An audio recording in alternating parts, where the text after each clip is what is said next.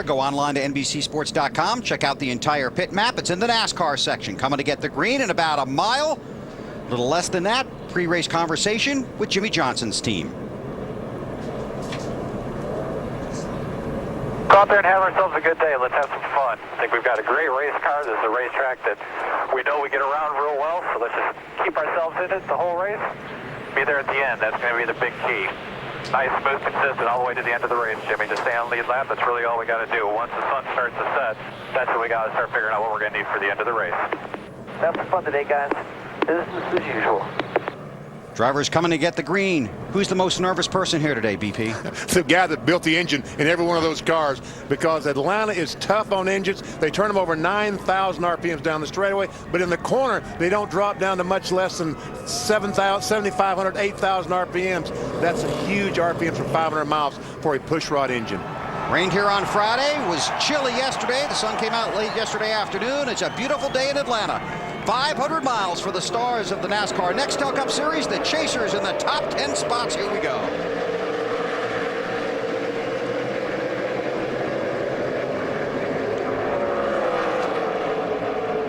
And I tell you what, this race is pretty spirited because every one of these top 10 drivers would love to get the 5 bonus points you get for leading a lap. And it looks like it might be Harvey.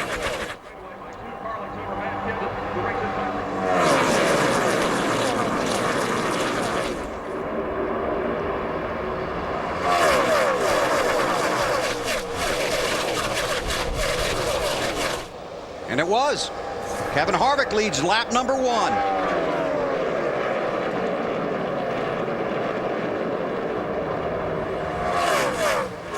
Denny Hamlin in the 11, a little different look. Carrying the FedEx Cup colors this week on his 11 machine, looking back at Jimmy Johnson.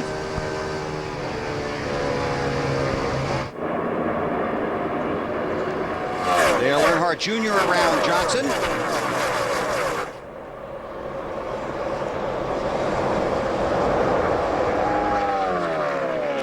Out front. Let's check with Dave. And Bill, you guys talked about it. So important to lead a lap and get those 5 bonus points. Kevin has not led any laps in the chase since his dominating win at New Hampshire. That was the first race of the chase. He's been skunked ever since in the laps led category. Boy, look at that 8-car. Junior is going somewhere, Wally. And you know, these guys, it's fun to see already here in Atlanta. They're using all the racetrack already. It's not like, well, the groove is going to move up.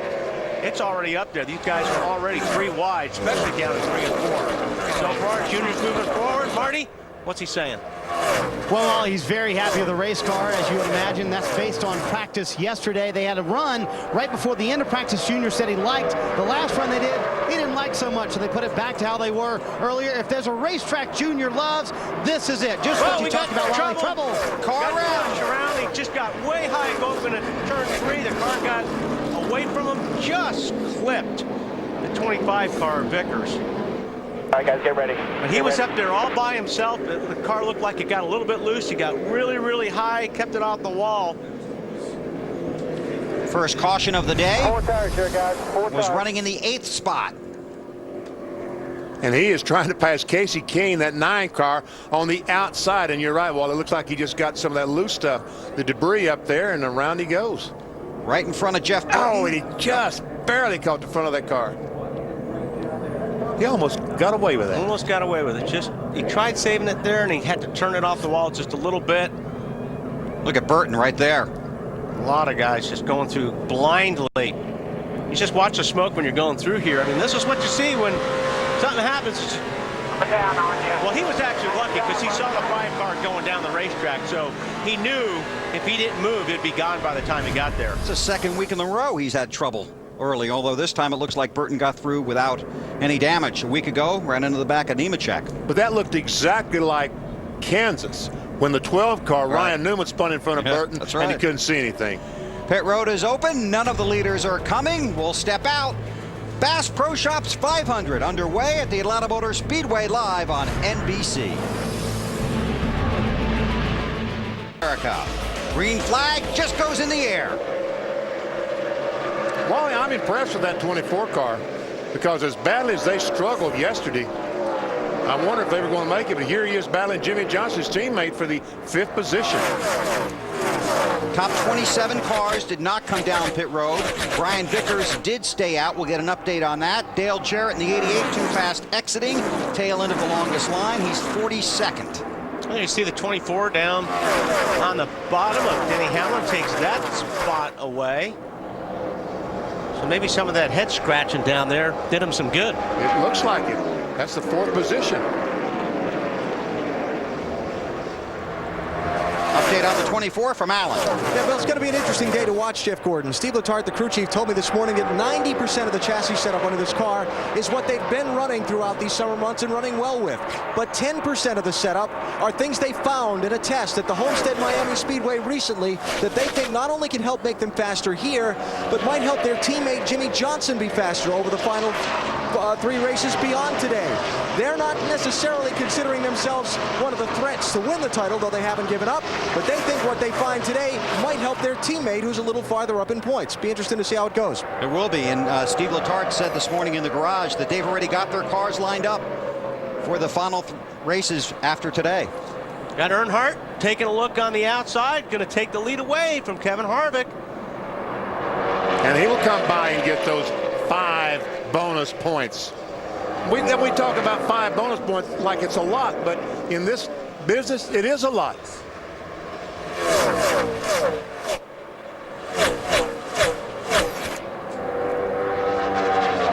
Marty? Yes, Bill, as I was telling Wally before the caution came out a moment ago, Junior just loves this racetrack, and he loves it because of what Wally talked about. You can run all over this racetrack, but what Junior really likes to do, he likes the high line in 3 and 4, and in 1 and 2, kind of the middle group. Sometimes he'll run the bottom, but he doesn't go up to the very top in 1 and 2 until the very end of the run. You see him sort of in the middle there. He likes it 1 lane higher on those older tires, but he loves just running all over this racetrack. And Wally, I know you guys, you drivers, just love to be able to run all over a racetrack, don't you? Yeah, and if you watch Junior, I mean, a lot of the places like on this 1.5-mile racetrack, he likes to run really, really high, especially getting off the corners. He likes to run that high line. And if you can get your car to handle, it's fast that way because you carry a lot of momentum off the corners. That's what's real important at a place like Atlanta here, is not to bog the car down. So that's where Junior likes to run. If Junior's car is comfortable, he's going to be tough to beat because he's very good at running that line. See right there how he just kind of stays along that wall on the outside. You've got to have a good car to do that. But if you do, it's going to be fast. Talking to Tony Eury Jr. this morning, some of those guys on the 8 crew were saying that car is going to take a couple of laps to get up to speed, but when it does, it's going to go. Well, so far they were truthful. Right on it.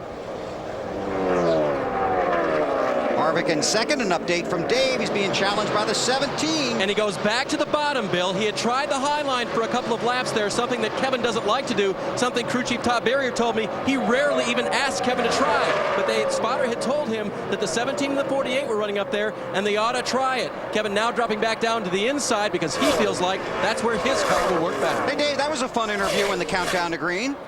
Well, you know, it wasn't exactly us who had been talking about Kevin making this trip. Right, And but you perhaps, but I took the brunt of the blow, didn't we? Way Yes. to be a team player. Oh, 3 wide. Yep, and he's going to get past right here. And obviously the guys don't feel like missing just a little practice yesterday will affect them. Most of these guys are going to be working hard on their cars all day long because this place will change. Exactly right. Probably have about 10 chances to make your car a little bit better today. And we should talk about Tony Stewart in that 20 car, because here's a guy that's going to be running the bottom of the racetrack probably most of the day. He's going to make it work down there, and so far it's working very well for him. And get back to what you said, Bill, about 10 chances. You hope it doesn't take that many times, because this place is, it's a terrifying racetrack to drive when your car's not handling. I mean, you are just flying down into the corners here, well over 200 miles per hour into these corners. And it's just, you want the car to handle, you want it to stick. So, boy, you want it to be right when the green flag drops, because it could be a long day if it isn't. And Mark Martin has fallen back to the 12th spot, but really maybe that's not that bad for him, because he was a really unhappy gentleman yesterday. He was very, very unhappy. We look at in the middle of the corner, we'll see Tony Stewart goes down to 7,600 RPMs. And let's watch as he goes down the back straightaway in this 20 car. 86, 8, 89, 91, 93, almost 9,400 RPMs. That's maximum. The minimum of 76, 7,700. This is an engine builder's nightmare. Matt. BP, you can see the 20 of Tony Stewart changing up his lanes a little bit. Now, he was a little free in the final practice, so they made some small tweaks to the 20 car's first 500-mile win of any kind came here back in 2002, but the biggest day that he's had this year really took place yesterday when he scored the Crown Royal International Race of Champions Championship, joining historic names like A.J. Foyt, Petty, Donahue, the Unsers. Everyone is a huge accomplishment, and now he'd like to pay off the weekend with a win here in the Nextel Cup. He says the car, not too bad, just a tick on the free side. Marty? Well, Matt, the boys in the booth were asking about Mark Martin. Do you guys want the good news or the bad news on Mark Martin? Yes. Give me the good news. Okay, I'll give you the good news, BP. The good news is Mark said the major problem they had in practice yesterday is fixed. The bottoming out is gone. They were just really hitting the racetrack hard in practice yesterday. The bad news is, he said, I'm not as fast in an early run as these other guys are, but I will be, quote, sure and steady. We'll be good at the end of a run. Just a little bit too loose for Mark, but he's very confident on old tires. He'll be able to keep up with those front runners. Tony Stewart to second, chasing Dale Earnhardt Jr. Chasers run in 7 of the top 8 spots. Dale Earnhardt Jr., the leader in the race, 15th, his best finish. So he is Now, not in the zone. No, he's out of the zone. Here's a guy that's in the zone today, Tony Stewart. He's the new race leader. Got around Dale Earnhardt Jr. and took the lead, and it didn't take long. Running extremely fast laps. And watch this. He goes out at turn 1. It looks like he's running 40 miles per hour faster than the 8 car. Takes the lead with ease. As a matter of fact, Junior has fallen back to the 3rd position now. Jeff Gordon, the 24 car, has gotten by the 8 as well. The drivers in yellow on the ticker at the top of the screen are the 10 drivers in the chase for the Nextel Cup. Let's take you through the field, and here's Matt. And Bill out front is Big Orange, Tony Stewart. Now, he really hasn't said much about the handling of the race car, just concerned about the changing weather, because this is a weather temperature track that is very sensitive, and we are going to see drastic changes in the track temperature today. And his team left him a little note on the dash chasing his second Atlanta win. It said, hardware space available, and that means in the front of the transporter on the way home from Atlanta. AB? Jeff Gordon started 9th, moved quickly up to 2nd in this race. Interesting thing to think about for later in the day. This race will finish after sunset under the lights. Jeff Gordon's crew chief Steve Letarte told me this morning, I don't want to be the guy that's fastest when the sun's out, because that means I'll have a hard time being fastest when it's dark. Marty? Well, Dale Earnhardt Jr. admitted earlier this week he had a hard time letting go of what he called an over-aggressive mistake at Martinsville. So Tony Eury Jr. and Steve Mill, team managers for Dale Earnhardt Jr., went over to his house earlier this week, talked to him, said, listen, we all make mistakes, but the best thing to do to help us win this championship, let it go. Atlanta's one of our best tracks. We need to run well there. Matt? The guy on a roll is Jimmy Johnson, a second 2 weeks ago. The win at Martinsville really turned around the momentum for this team. Jimmy said the car was good before the caution, but now says it's a little loose on entry. Feels like it's on top of the racetrack. Doesn't have a good a feel as it did earlier. Alan? Denny Hamlin driving the same car that he had some problems with here in March, finished back in 31st. He ran in the top 5 for much of the day then had some late issues, lost a couple laps on pit road, never could get them back. They feel like they can get another top 5 performance out of this car today. We'll see how the afternoon goes. Matt Kenseth started on pole. He has slipped back now to the 6th position in the opening laps. Let's let him tell you what his car's doing. Balance is okay, just don't have any grip. Sliding all over the track. All right, 10 points. A little loose in, a little loose off. The center is okay, just no grip. Dale Earnhardt Jr. on pit road, and this is unscheduled, Marty.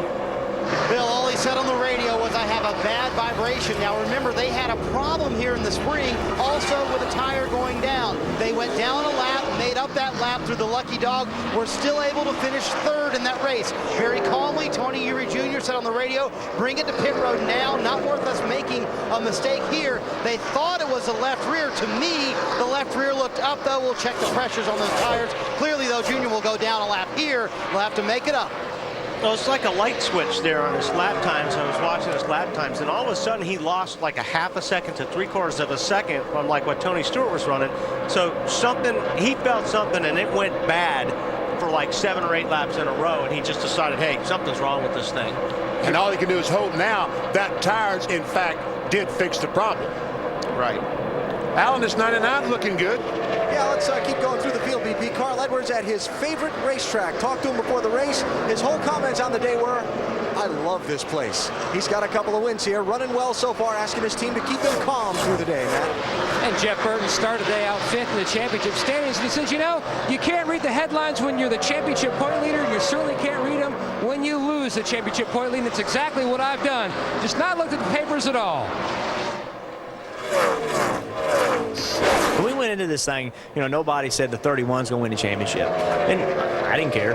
When we got 5 races into it, you know, 30% of them were saying there's no question the 31's going to win the championship, and the other 70% were saying, well, they got a really good chance.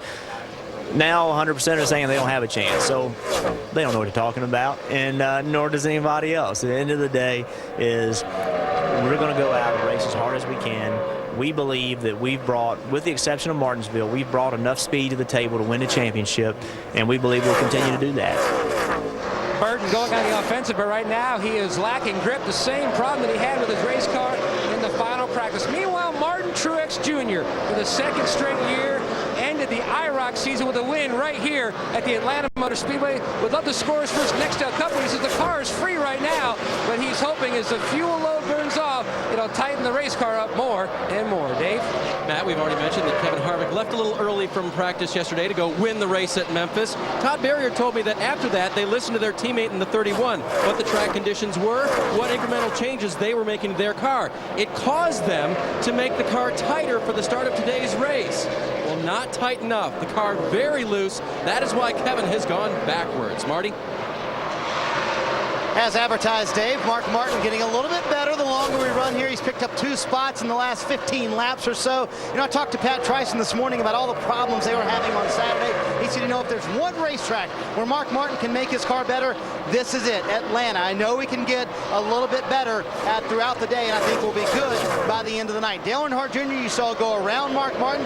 Tires very critical here, so with those fresh tires, he kind of looks like Superman out there. He's in 41st, but he is in position, I believe, Bill, correct me if I'm wrong, to get the lucky dog if the caution does come out. They are still checking all 4 tires, still trying to find out if there was a tire down, but so far they have not found one. Thanks, Marty. He's going to have a tough time getting the lucky dog because Tony Stewart is so fast. He's lapping cars. So he just put Bill Elliott, Kenny Wallace, and Todd Bodine a lap down, and Earnhardt Jr. has scored 2 laps down currently. So it's going to be hard for Dale to get that lucky dog. No, he's not. Okay, now he's 1 lap down. I think once it all settles out, he's 1 lap down, but yeah, he's got to catch Wallace and Todd Bodine to get in front of them and then stay with the leader, because like you said, the leader's putting him down. Tony Stewart out front, running really fast here at the Atlanta Motor Speedway. 38 laps are complete. You're watching the NASCAR Nextel Cup Series live on NBC. With some excitement in the last couple of laps there, a caution-filled race. Harvick went back to victory lane. So the Richard Childress cars finished 1-2 yesterday. Tony Stewart out front leads Jeff Gordon by 2.1 seconds. Then it's Jimmy Johnson, Denny Hamlin, and Martin Truex Jr. in 5th. Yeah, we've been watching him. He's been passing cars left and right. He's got a good handling race car. I mean, he passed Jeff Burton and Carl Edwards on the same lap. So the 1 car right now is on a rail. And watch him go by Denny Hamlin for the 4th position. And I talked to Kevin Mannion, the crew chief, on this 1 car this morning, and he really believes, he believed then, and I'm sure that he's seen nothing to change his mind. They're going to win the race today. Yeah, they felt like they had a really good race car. Martin won the IROC race yesterday, so he gets around this racetrack good. It's not a bad thing to have Bass Pro Shops, I guess, on your hood, Matt. Wally, I talked to Martin right before the IROC race yesterday, and he was so pumped up about his Nextel Cup car. He says, I really feel like it's the best car we've had. And if you throw out the past 2 weeks, a 31st at Charlotte, a 36th at Martinsville, where we had issues, we have really been on a roll. We really feel like this team has turned the corner, and very easily we can knock off a W before the year's out and get that check mark next to that big hole on my racing resume, so we can start next year and really take it up even more. Marty? Well, Matt, just to follow up on the Dale Earnhardt Jr. story, I talked to Tony Eury Jr. All the tires were up on the 8 car. He said, but we had a vibration. I really couldn't chance it to leave him out there. I wanted to make sure we got that changed. They have since, the vibration has gone away ever since they did change the tires, so they're not sure what caused the vibration. But Wally, that's a driver's worst nightmare. You don't want to say, I've got a flat tire, hit pit road, and there not be a flat tire, right? Yeah, but you know, it's still your call. It's still your butt in the race seat. And that's the thing. If you think that you've got a problem and you're running 195, 200 miles per hour, that vibration normally isn't going to go away. So he made the right call. He made a call. He felt like he was in trouble. Drivers love some tracks, some they're not so thrilled about. How does Junior feel about the Atlanta Motor Speedway? I enjoyed the history of the track. My dad had a lot of success here, so won a lot of races here, and it just was always a track that I had a lot of. It seemed like one of the more respected tracks on the circuit when I was growing up as a kid, and you know, you put a lot of effort into that when you come here and race yourself. So I've just always kind of held it at pretty high standards, and really enjoyed coming here, even as a driver. Earning decent laps right now, but Junior currently scored in the 35th position, 1 lap down. See, he has a 30-lap advantage on tires. And it's unbelievable how much the drop-off is. Here we see Casey Kane, the 9 car. Has not been running very well, Marty. Yeah, guys, not quite the run the 9 team was expecting. Casey said the car feels loose, but it also feels tight. At the same time, they're going to pull a spring rubber from the right rear. The car is loose, is what Kenny Francis is going to go with. Casey said, I do not like this set of tires. Also, in the last 4 laps, he said, I'm starting to pick up a vibration. A lot of concern down here on pit road, especially about these right fronts that people may be seeing the cords when they pull them off for the first time. This a new tire combination, basically, compound for this race. Well, they had some tire issues here in the spring. The tires were wearing out because this surface is very abrasive, kind of like Darlington. So Goodyear did, in fact, make a harder tire this time. They brought an all-new tire, has a Charlotte construction, harder compounds, but they still, as they slide across, when these tires slide across the racetrack, they still are going to wear them out. See how that story unfolds. Matt. And Bill, Ryan Newman started today 17th. His worst start here at the Atlanta Motor Speedway. All have been top 10, but due to starting it by car and no points, it is what it is. The car was free, especially on entry. TV. Matt Kenseth started first, fell back to 10th spot on this run. They have called him on to pit road here for a tire change. An air pressure adjustment on the car, just looking to help the overall grip level on the machine. This crew has been one of the best. I see a little strip of cords on the right front tire that's just come off the 17 car.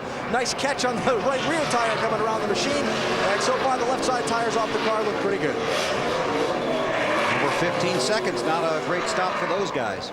Not a great stop, but Matt Kenseth felt the tire, the right front, giving up. He knew that all of a sudden that the right front was sliding across the racetrack more than it should. Well, he knew it was worn out. What happens is when you run these cars, you've got a feel for the car, you've got a balance for the car. Once the cores start showing, it feels like you start hitting ice with that right front.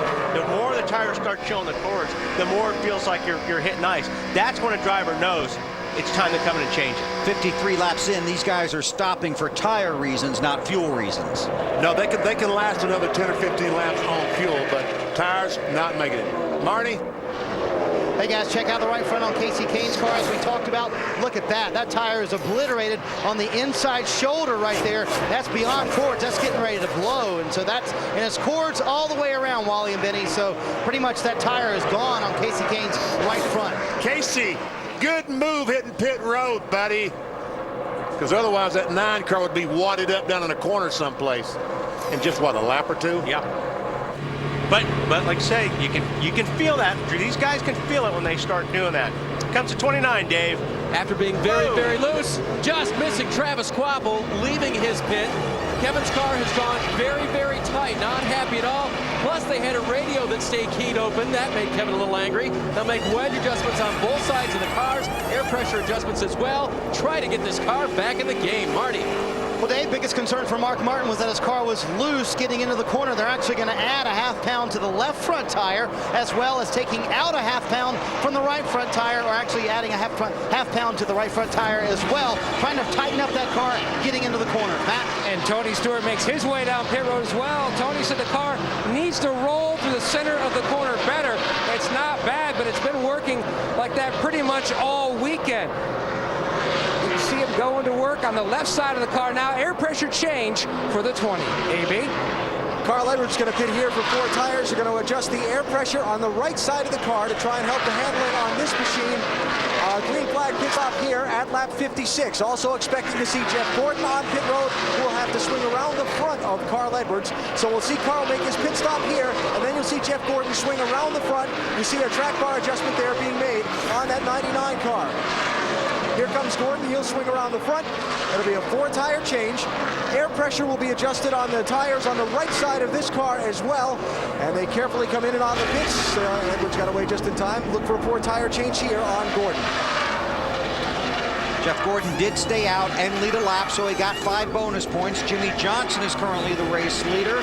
He's got 5 bonus points. You got more business down there, AB. Yeah, you see Gordon leaving as Denny Hamlin comes into his pit. Going to be a chassis adjustment there. You see the wrench about to be handled by the catch can man. Wedge adjustment there, and 4 tires on the 11 car. They'll get a look at those tires, and we'll go to Matt. And Jimmy Johnson slides to a stop, Alan, using heavy braking. You can see the team blowing the brake dust out of the left front wheel. Already made a significant chassis adjustment. Jimmy says the car just way too loose. Just can't get a good feel for it in the racetrack. Meanwhile, the 31 of Jeff Burton, his car already, and he made a comment as they've already called for air pressure changes all the way around because the car is just so free and lacks grip. He says, is this Rockingham or Atlanta? Talk about the old Rockingham Raceway, which used to just tear up the tires, had absolutely no grip there as well. So Burton heads off of pit road. Jimmy Johnson has made his stop. Joe Nemechek is currently scored as the race leader. He scored as a race leader, but he's not a very happy camper because he's out there on worn tires. He wants some new tires like the rest of these boys. And he's probably going to come get him pretty quick. It won't be long. And that means Dale Earnhardt Jr., who's currently second, could inherit the lead. See if Nemechek comes in this time. Nope, going to stay out. Got Matt Kenseth right behind him. Green flag pit stops here at Atlanta. How about the crew cam? Front tires change on Tony Stewart's Home Depot Chevrolet. Ira Joe Hussey pulls that front tire off, tightens the right front, now around the left side. 5 lug nuts off. 1, 2, 3, 4, 5. They're tight. Let's go, Tony. Is the race leader, followed by Jeff Gordon, Tony Stewart, Jimmy Johnson, and Martin Truex Jr. Here's our singular race talk question. Who will finish 2006 with the most wins? To vote, text the word race to 191 on your singular wireless phone. Jeff Burton in that singular Chevy runs in the 8th position. Hamlin is 6th, then it's Kenseth, Burton, Martin, and Bobby Labonte, the top 10. The pace here is fast. Yes, it is. And there's Junior, who's leading. He's got about 7 seconds on Jeff Gordon right now. But Jeff Gordon's about a half a second a lap faster. So that means in about 15 laps, you'll catch Junior and go by him. More or less. More or less. And we see Matt Kenseth currently, as the cars run around the racetrack, has a 22-point lead over Jimmy Johnson. But Johnson's made quite a comeback from those first 4 races in the chase for the Nextel Cup. Hamlin in that 11 car is 6th. Kenseth is 7th.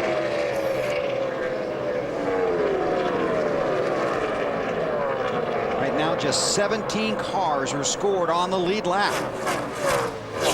Data on Hamlin from Allen. This will be one of those good news things if you're a fan of this 11 car. Bill, most of the cars down my end of pit road showed some cord on that right front tire after that long 50-lap green flag run. Denny Hamlin in the 11 car did not. His tires look the best of anyone's that I saw down here, so that's a sign of a pretty good handling car. Well, what helps there is that the adjustment there's not a whole lot of adjustment you can make to fix that problem with the tire foot. Now, the way they've got their geometry on that car, that is good that they're not showing the blistering or the tears on that right front. So in the long run, that's going to be really, really good. But these guys that are having those problems, there's not much you can do during a pit stop to fix that. And our guys along pit road are reporting that there are more guys with issues than without. The way to fix that is back at the shop, right? Not at the racetrack. Control arms and things like that. You can't do that during a pit stop. So right fronts are what we're watching for. Right front tires. Matt Kenseth currently on top in the championship standings before they develop the chase for the Nextel Cup. Matt won his first Nextel Cup Series championship back in 2003 and just had a dominating season, just the one win. But I'll tell you, week in and week out, they were right there. What was that graphic we just had up there? 25 top 10, something amazing. Unbelievable. Out of 36 races. But there again, that was under the old point standings, and they put Matt Kenseth in a position where he really couldn't race to win. He had to race for points, and it worked. He won the championship. Alan? Well, Betty, talking to Robbie Reiser, Matt Kenseth's crew chiefs this morning about their car for today's race. He said in yesterday's 2 practice sessions, one, they felt like their car was pretty good, but the later of the 2 practices, they really didn't feel like they were very on the mark. In fact, they didn't think they were very good at all. They made a lot of changes to this car this morning. So far in the race, Matt Kenseth has fallen back from the pole. He settled in at 9th spot. Farthest back he was 10th position. Right now trying to get a feel for the car after the changes they made to the air pressure on the last pit stop and see if they've helped it any. Robbie did tell me he felt like they were going to have to chase changing track conditions all day as far as adjusting the handling of their car. Yeah, Alan, he said they would have all day to work. Man, he's got his hands full there. He had that thing sideways. Well, Robbie Reiser said this morning on a scale of 1 to 10, he told me this car was a 2. Well, I'll tell you what, Kenseth had that car sideways right there. Did a good job hanging on to it, and he didn't even lose a position. Well, there's Casey Kane now, or that's not Casey Kane, 37 car. Right, Phil Elliott. And Matt Kenseth knows people are looking at the recent runs of this 17 team.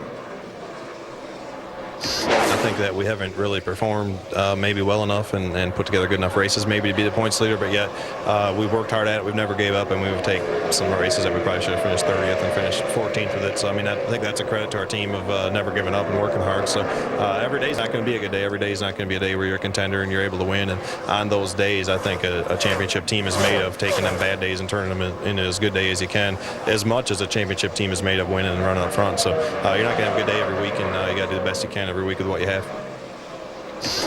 Hey, I got to work with Weber. You do too, BP. So we do the best we can. We know exactly what he's talking about. But that's exactly your point at the very top of the show. Yeah. Just what these guys have been able to do this year. Did I tell you I missed you yesterday? Well, guess what? Dave? I've been missing you, Bill. Thanks for chiming in here. Hey, right now, Kevin Harvick is trying to chase down Dale Earnhardt Jr., knowing that unless Joe Nemechek is on the same lap with him, which I don't think he is, he's in the lucky dog position right now. When your car is extremely tight and won't turn in the corners, Wally, the adjustments you make are sometimes way in the wrong direction, right? Yes, sir. And that's exactly what happened to Kevin. It's similar to what you saw in Matt's car, I think. Kevin has described the car as wrecking loose, which is hard to drive. Marty?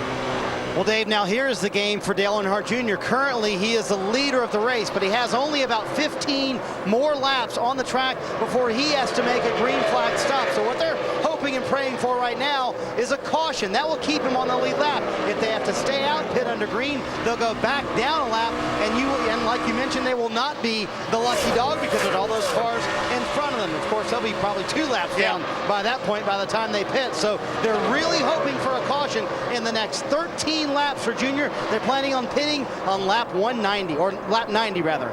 You're right, Marty. They're in trouble right now. There's only been one caution period for laps 5, 6, and 7. We've completed 77 laps. Earnhardt has led just 301 laps in 2006, 92 of those in the last 3 races. Last year, the bigger the project, the better I did. This season, my house is done. We could tear it down, then rebuild it.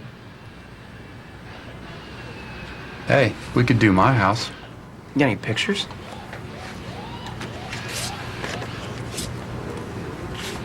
Harvest gold. Dude. Boys, I smell another championship. Daryl, is it really all about the fans? Take some of that, EW. Michael, what are you doing?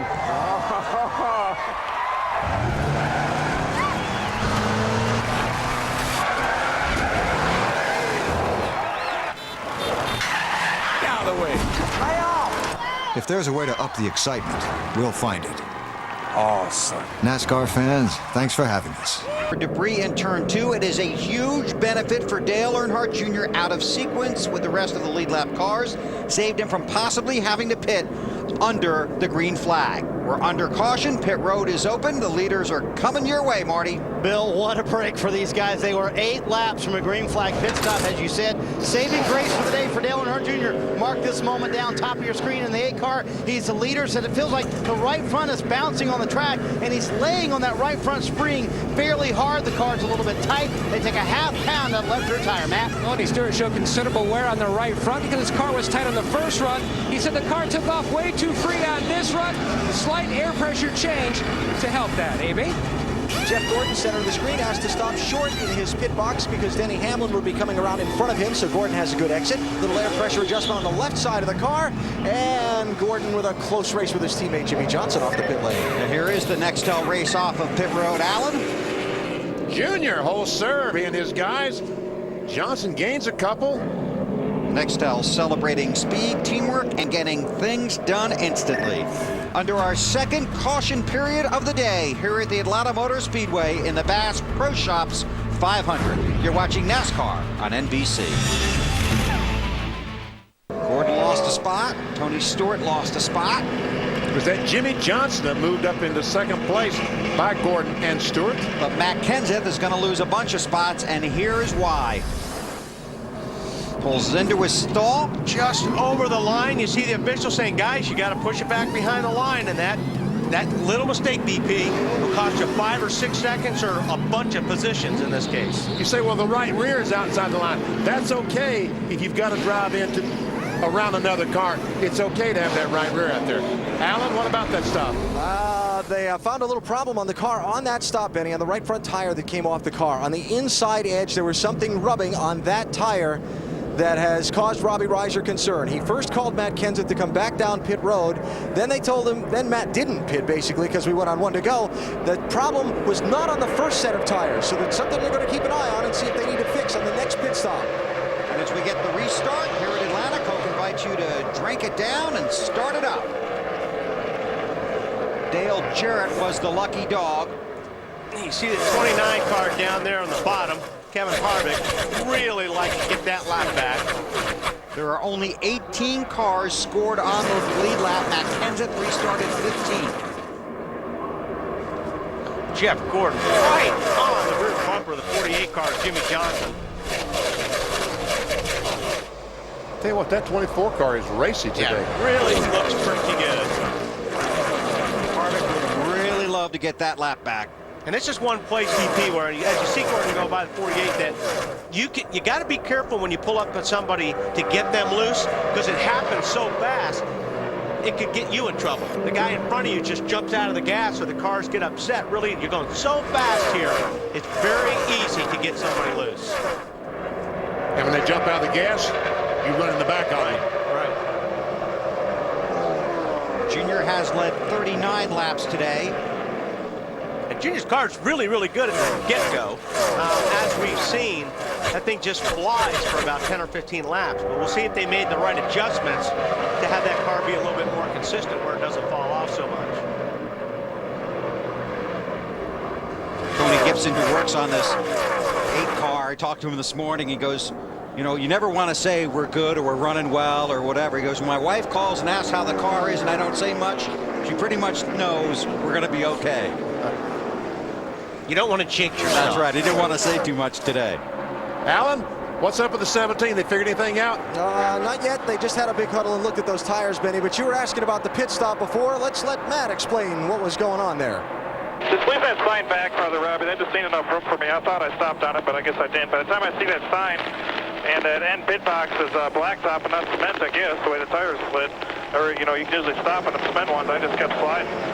I'm just going to have to back up and block them in. I mean, that's all we can do. And that is correct. The last 2 pit stalls on pit road are off the end of the concrete pit boxes and on a paved area. So the grip is different when the driver goes to stop the car. And Benny and Wally, you know, when you're not expecting that, that can make a difference.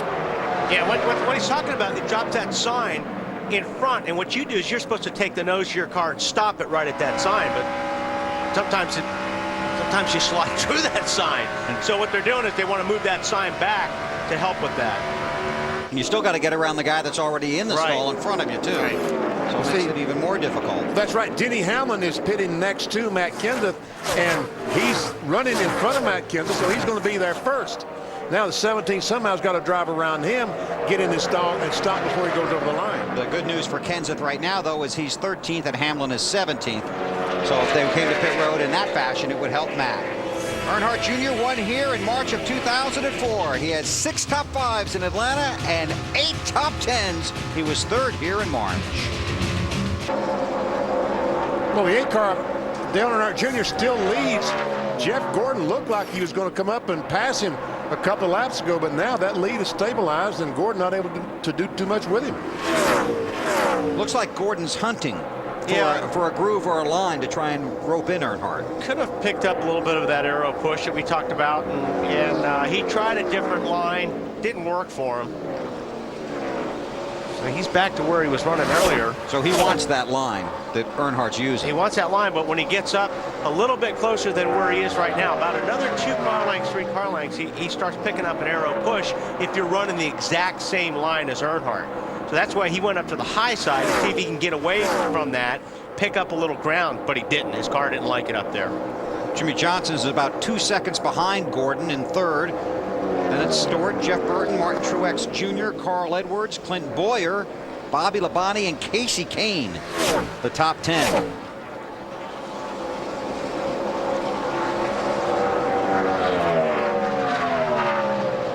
Gordon, one of the guys in the chase for the Nextel Cup Championship. Had an interesting day at Martinsville. Not a great finish, but a good one. And he was a little surprised with some of the stats after the race. At Martinsville, I was so disappointed that we didn't win because we had a car that was so awesome the first half, and we kind of lost it a little bit in the second half. And yeah, we finished 5th, and I was like, okay, well, you know, it's a decent finish. And then they started showing me the points. It's like, wow, really? And I tried not to get too excited because we are still 9th in points, but knowing that we're that close is you know, giving us a little bit of new life. Tony Stewart for 3rd around Jimmy Johnson. That's what I started saying. Jimmy Johnson lost another spot. And as Alan talked about, that 24 bunch still says, as of this morning, they're running for 2007. And using some experimental parts. It's the radiator this week and 4 or 5 other parts. Trying to help out everybody else to see how it works out. So it's 2007 is what they're thinking. Okay, well that's to get guys like you off their back. Oh, really? Yeah. I mean, I do. I think that's it. Say, okay, everybody, hey, listen, just forget. Don't even look at us anymore. We're racing for next year. They're not. So somebody in the garage told me a story that wasn't true. Yes, it's called The Lie, Bill. Oh, I'm crushed. And I like those guys so much down there. Your wife's been lying to you for so many years. Yeah, especially in the last 6. Earnhardt Jr. leads Gordon in Atlanta.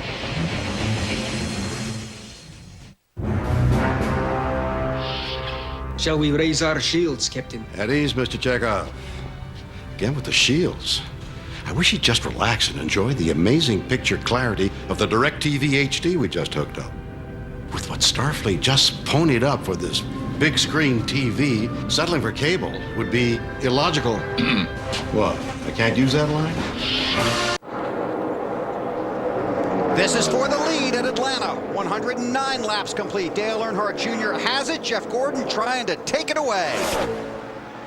Oh, careful, boys. Careful. Man, that was close. Clear, and thank you, Mr. Earnhardt, for not wrecking me. Although I'll get you loose anyway, because I didn't like you sliding up in front of me like that. Junior said in the pre-race show that he was going to have to be more aggressive, right? Well, let me tell you, when a guy does a slide job like that, the horns come out of the helmet. They grow.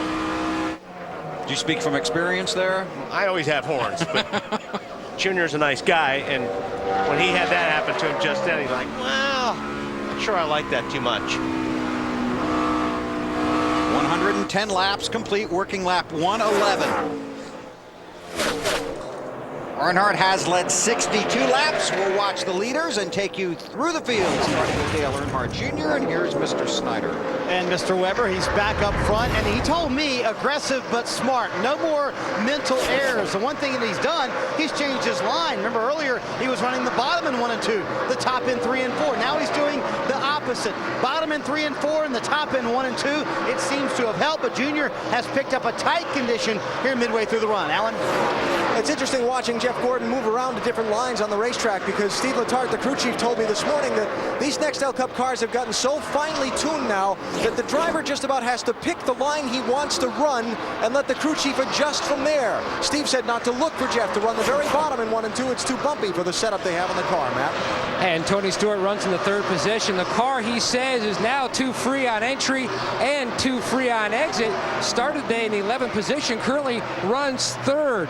He's led 32 laps today. Meanwhile, the 48 of Jimmy Johnson. Now, it's interesting. Back in driver intros, Jimmy and Jeff Burton were going back and forth about one guy losing the championship lead, the other guy picking it up, and back and forth just about the luck and how to keep your team mentally prepared for the long chase. We've wanted it so bad and we've tried so hard. It's more of a deal now where I've got to almost pull the reins back on the guys and say, look, we know we can do this. Let's not want it so bad that we cause problems and create issues. Let's just be smart and just do what we know how to do. Gordon once again trying to work under Earnhardt for the lead. Jeff just can't let that car drift. Maybe he can this time. Yes, he can. Drifts up in front of Earnhardt. He wanted to make sure he gave him enough room this time. He didn't want to come back and get him loose down in 3 and 4. Earnhardt looking to close up. He got a little bit of did. arrow push there. You can see he went down underneath it. He got there, and all of a sudden he lost the nose. The car slid up. He had to back off a little bit. That was a perfect example of arrow push. Yeah. So Gordon leads 115 laps complete. We continue going through the field. Matt. And Bill, while Jimmy Johnson, his car had a life of its own on entry, Jeff Burton says his car has just gotten tighter and tighter on this run, but the comfort level is better. Meanwhile, Martin Truex Jr. in the 1 car says his car, for whatever reason, has really gotten tight in the center and loose on exit. He told his team we really need to work more on fixing the center versus the exit. AB? Carl Edwards has won 2 of the 4 times he's raced an Nextel Cup car here. Having a solid day right now, up to 7th. He started back in 12th place. Just talked to his crew chief, Wally Brown, about the handling of the car, and overall not too bad for this stage of the race for the 99. Matt? The 07 Clint Boyer was 2nd yesterday in the NASCAR Busch Series race. Now, his crew chief Gil Martin's been telling Clint, just save your right front tire. Now, we're seeing tire wear like we did in the spring. The first run showing some excessive, significant wear going down to the cores, but as the day wears on, more rubber gets into this green racetrack and the wear gets better. And that's exactly what we're seeing now. Gil telling him that we'll work on that tight race car on the next stop. Marty? Well, Matt, Casey Kane told me on Friday, he said, one of the things that has made me most proud, especially here in the second half of the season, we're making our cars better throughout a race. Earlier on, Casey Kane and his team struggled a little bit with a race car that was a little too loose. They've been getting it better the longer they run, although this is the beginning part of the run where they get worried about those right front tires. This is where the cords started showing earlier on. Alan? Nice little rally going on for Matt Kenseth. He was shuffled back to 15th after the pit stop. We showed you when he overshot the box a few minutes ago. The team thinks that they've figured out what's causing the rub on the inside of the right front tire. They have a hose to blow air on the right front tires inside to help its lifespan on the racetrack. They're going to try and push that back a little bit on the next pit stop. Marty? Alan, both sets of tires that came off Mark Martin's car were no problems, no cords at all. They look beautiful. And Mark is saying the car's a little bit too loose, but the longer they go, the better this race car get. Mark wants to put himself in position. As he told BP earlier, they have to win today if they feel like they have a chance to win this championship. Dave? Well, Kevin Harvick restarted 19th on the grid here. And what do you guys show now? 21st for Kevin? That's correct. Yep, 21st right now. Has gone backwards just a little bit, trying to find his way back into competition here. His car was loose into turn 1. That was the main complaint. Made a track bar adjustment and 4 tires, but so far it hasn't helped him. Alan? And Denny Hamlin has fallen back quite a bit in this field as well. Just like Matt Kenseth, he slid through his pit box. His box also on pavement instead of concrete. Lost about 5 spots on the last stop. Not long after the restart, said his car just won't handle when it's in traffic, and that's causing him some issues on the racetrack. Dave? Kyle Busch's car now reporting no grip. The thing that they had to work on after the front end damage was fixed is that the car was really in the racetrack. No, I mean really in the racetrack, bottoming out hard. And so they went under the hood, made some adjustments to the shocks there, raised the car up, get it off the track for Kyle. Seems to have helped a little bit, but he's off the pace today. Thanks, Dave. Kyle Busch, 28th. One of many cars 1 lap down. There are 17 cars scored on the lead lap. The last one being Denny Hamlin. You know, listen to what Marty was talking about, the 6 car. The 6 car's times right now are as good as anybody's, if not better than a lot of cars. The problem is, Mark can't give up 15 seconds before his car starts working. That's right now. He's 15 or 16 seconds behind Jeff Gordon. They've got to get that car BP working better on the get-go, or they're not going to have a shot at this. Maybe the last half of the race, as the sun starts going down and it starts getting colder, maybe that will help. His car. You can't bump draft here at Atlanta, right? No. Because Gordon's leading and Earnhardt second. And their friendship really bonded out. Toyota, choose any direction as long as it's forward. Toyota, moving forward. By Nextel, get closer to the NASCAR Nextel Cup Series with Nextel only from Sprint. By State Farm, great service, great rates, it's all here. Nobody takes care of you like State Farm. And by the Home Depot's Home Improvement Week, November 2nd through the 8th.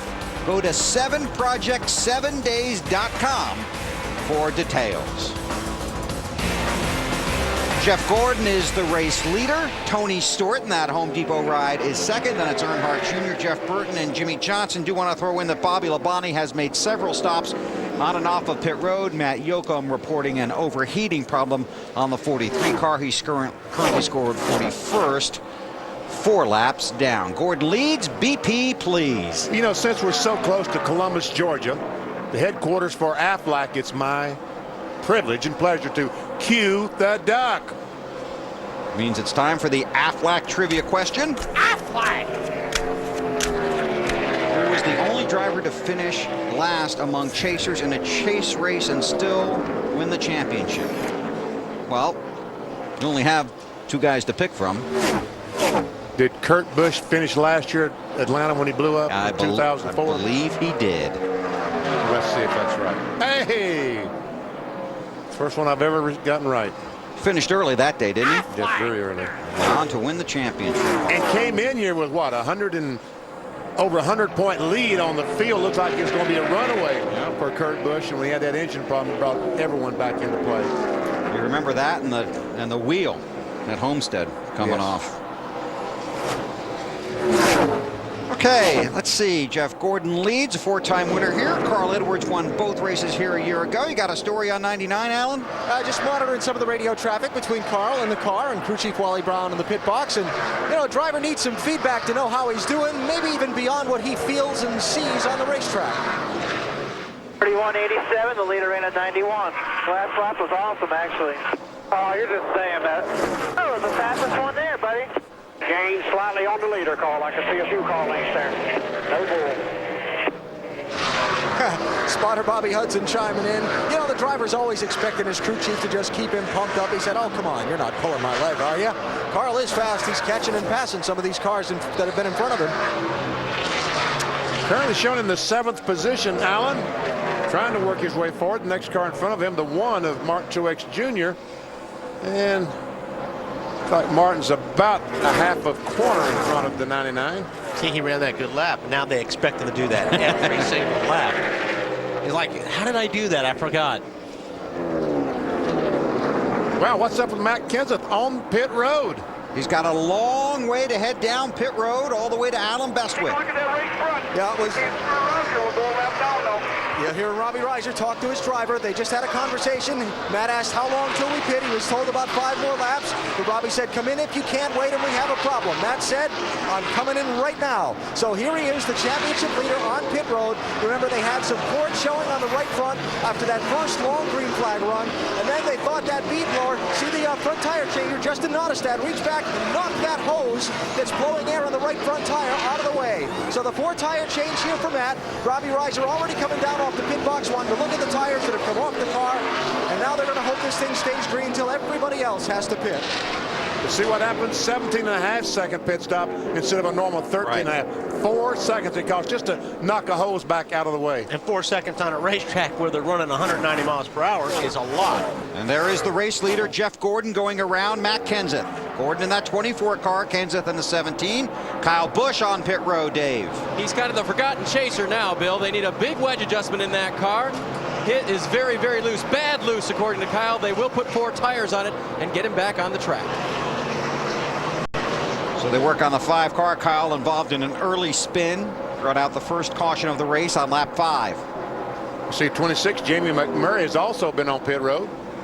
Now then we see the 17 car. That's pretty big. He's able to get by the 24, get one of the laps. He's probably 2 laps down. Now he's only 1 down to the leader. And he'll be slicing through these cars right now. That's what new tires does for you. Man, look make at that. a lot of ground up. And that's Denny Hamlin that Jeff Gordon is threatening to knock off the lead lap right there in that 11 car. AB?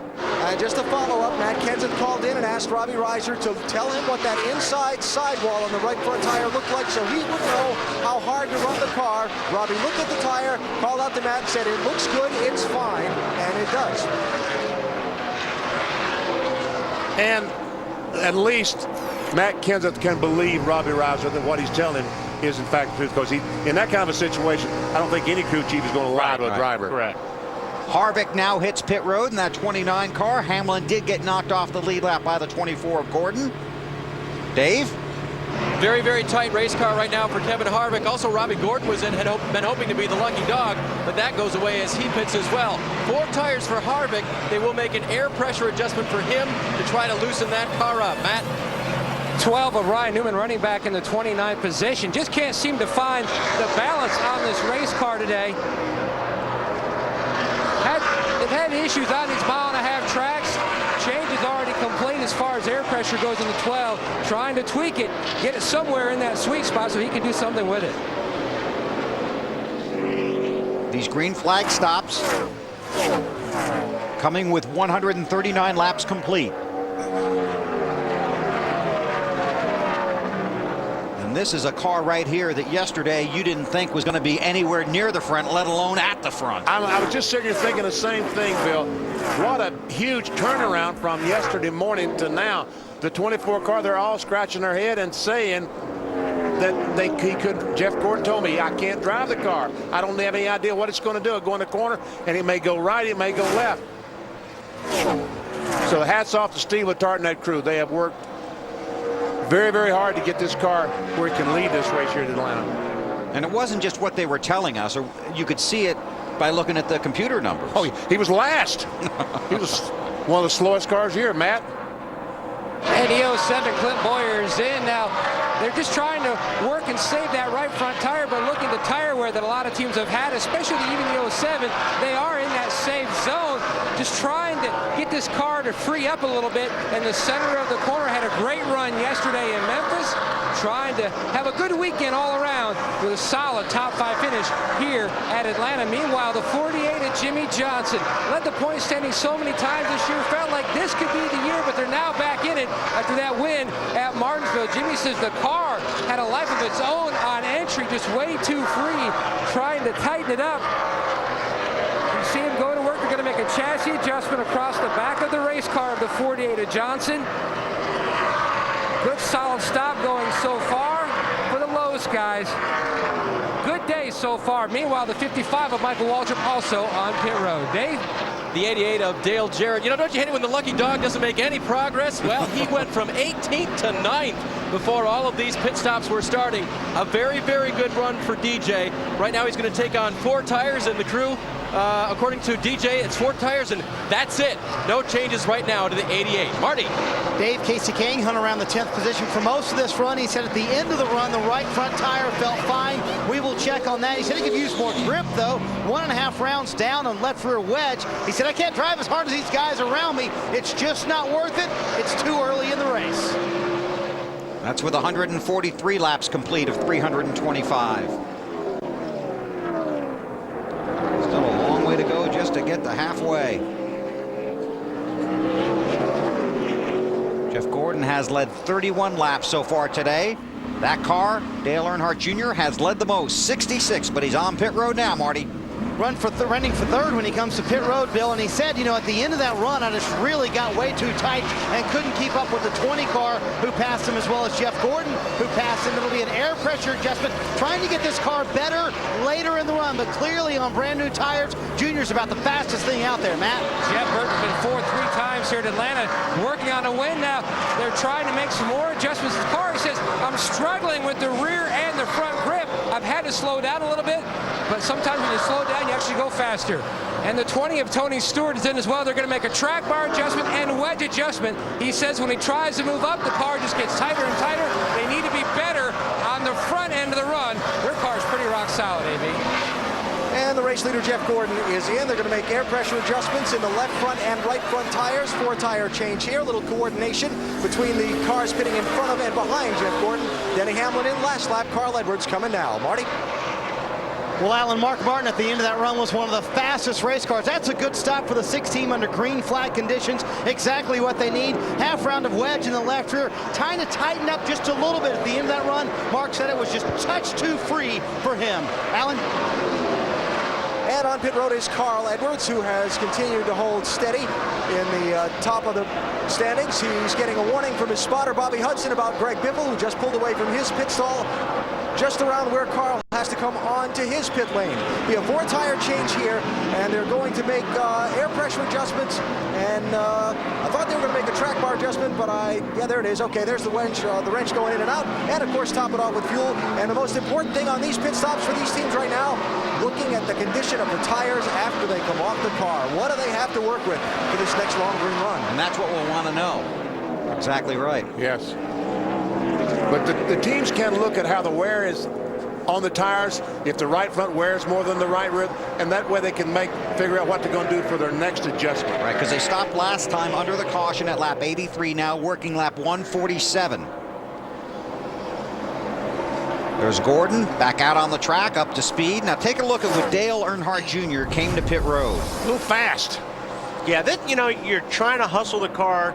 You're trying to get as much speed as you can to get to pit lane, but then you've got to be careful. You've got to slow these things down. And when you get off the racetrack on that apron, it's slippery down there. And that's where you guys see these tires locking up when you're trying to slow the car down. It's not just how good you are on the racetrack, it's how well you can execute as a driver getting on and off of pit road. Those mistakes could cost you the Nextel Cup. This is T.O. and his former team for the first time since being released by the Cowboys in the offseason. And before the big game, catch up on all the day's NFL action with Football Night in America. The guys right behind us tonight, 7 o'clock Eastern time, right here on NBC. 130,000 or so here at the Atlanta Motor Speedway, watching Jeff Gordon lead Tony Stewart, Dale Earnhardt Jr., Jimmy Johnson, and 5th place, Jeff Burton. Time to pay off our singular race talk poll. Who will finish 2006 with the most wins? Casey Kane already has 6 of them. Well, see, I think that our audience is very smart because they realize that and realize that Kenseth and Hardy can't even catch him. That's a trick question, that BP. Trick question, right. Yes. I hate those tests. Keep your eyes on your own paper, okay? Oh, I was good at that. I could see paper 3 people over what they were writing. 15 cars on the lead lap. The leader is car 24, Alan. I had a good look at the tires that came off this car on the pit stop, Bill. No marks, no corns, no blisters on this 24 car. Steve Letarte jumped down from the pit box, had a look at them, kind of gave the nod, yes, thumbs up, everything's looking good. And then he also had a conversation on the radio with Jeff that said, you know, if we ever hit the handle on this thing right, we'll really be good. Yeah, that's probably he's not leading, looking, you know. He's not looking too good because right behind the 24 is that 20 of Tony Stewart, and he is coming fast.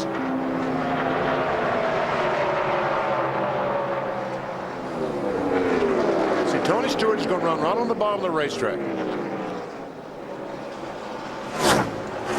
He's going to try to. Yeah. We saw him earlier in the race. Oh, did Gordon hit the wall? Yep.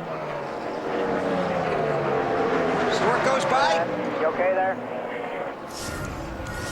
Oh, what's that could be when I get to him? Ooh.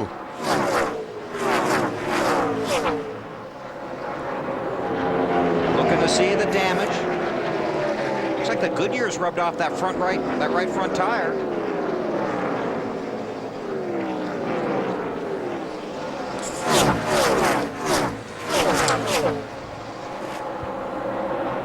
So Stewart takes. I got the fender, maybe the tail a little bit because I'm tight. The right front fender's knocked in, see.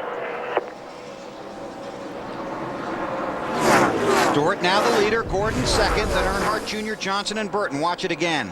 He was trying to get up on the outside of Nemechek, and whether Nemechek didn't see him or there wasn't enough room doesn't really matter.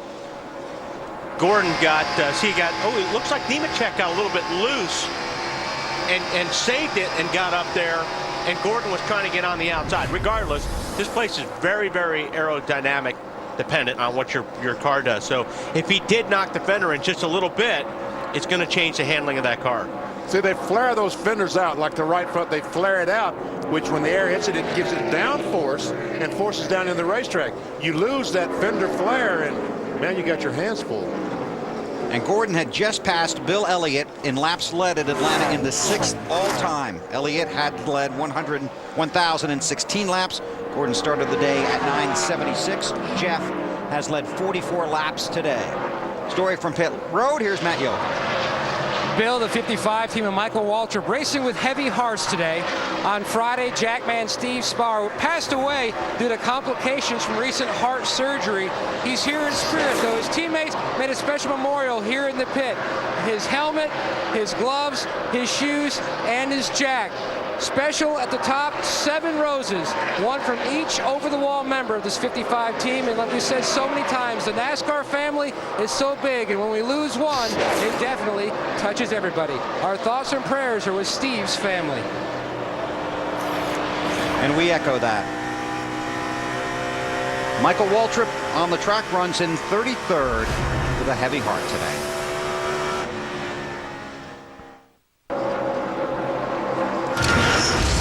Napa Field summary. 7 different leaders. Bill Elliott, Kevin LePage, the 2 cars out of the race. Just 2 caution periods today. We're 169 laps into 325 here in Atlanta. Getting dark back there, BP. Yeah, sure is. Did you see the average speed over 160 miles per hour? Yep.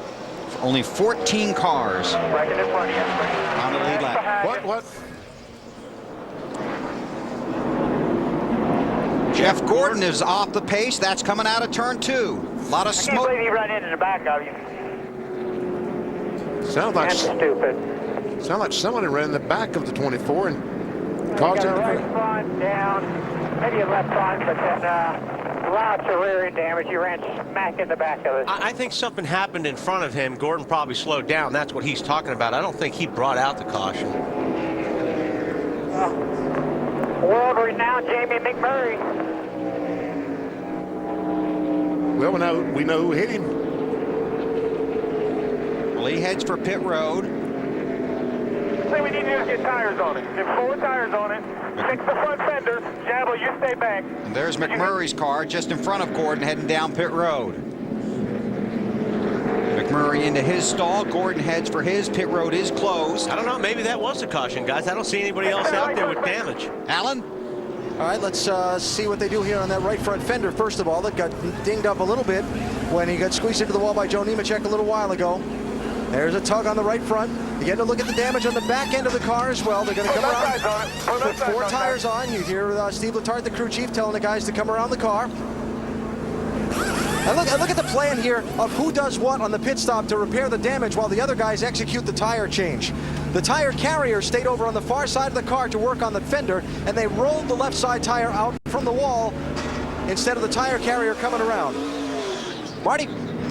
Alan Earnhardt Jr. said this car will plow, meaning it will not turn in the middle of the corners. The adjustment, a little bit different. They're going to put a piece of tape on the front nose. You saw him do it right there. The water temperature only 198, so they can afford that, Matt. And the top of your screen, Tony Stewart said the car took off much better on that run. Great stop by the Hope Depot guys. They will beat the 8 off pit road. No changes for Stewart, AB. Matt Kenseth that worked his way back up to 5th position. When they go around the left rear of the car, look for them to pull a spring rubber out, which will take him an extra split second on this stop. But this car's handling continues to rally. I think shorter runs are going to be the key for them because they continue to have those tire blistering problems on that 17 car. There you see the guys heading off of pit road. Going to go through our replays and see what we can find here. It's in progress. You know, Gordon was up on the top of the racetrack. It's hard to tell. So, you know, I don't think the sun had anything to do with the BP. They're already in the shade there for quite a while. But the sun is over turn 2 right now. Davo? Yeah, Wally, actually, I just talked with Bob Osborne, crew chief for Jamie McMurray. We had a quick conversation while he headed back to the garage, and he said the sun was in Jamie's eyes. That's what began things, but that's as far as we got, and obviously we don't have anything definitive yet on replay. Okay. All right. We'll take a look, see what else we can find. They work on Gordon's car on pit road. Under caution here at the Atlanta Motor Speedway in the Bass Pro Shops 500 live on NBC. The race leader. Jeff Gordon's been on and off of pit road numerous times, Alan.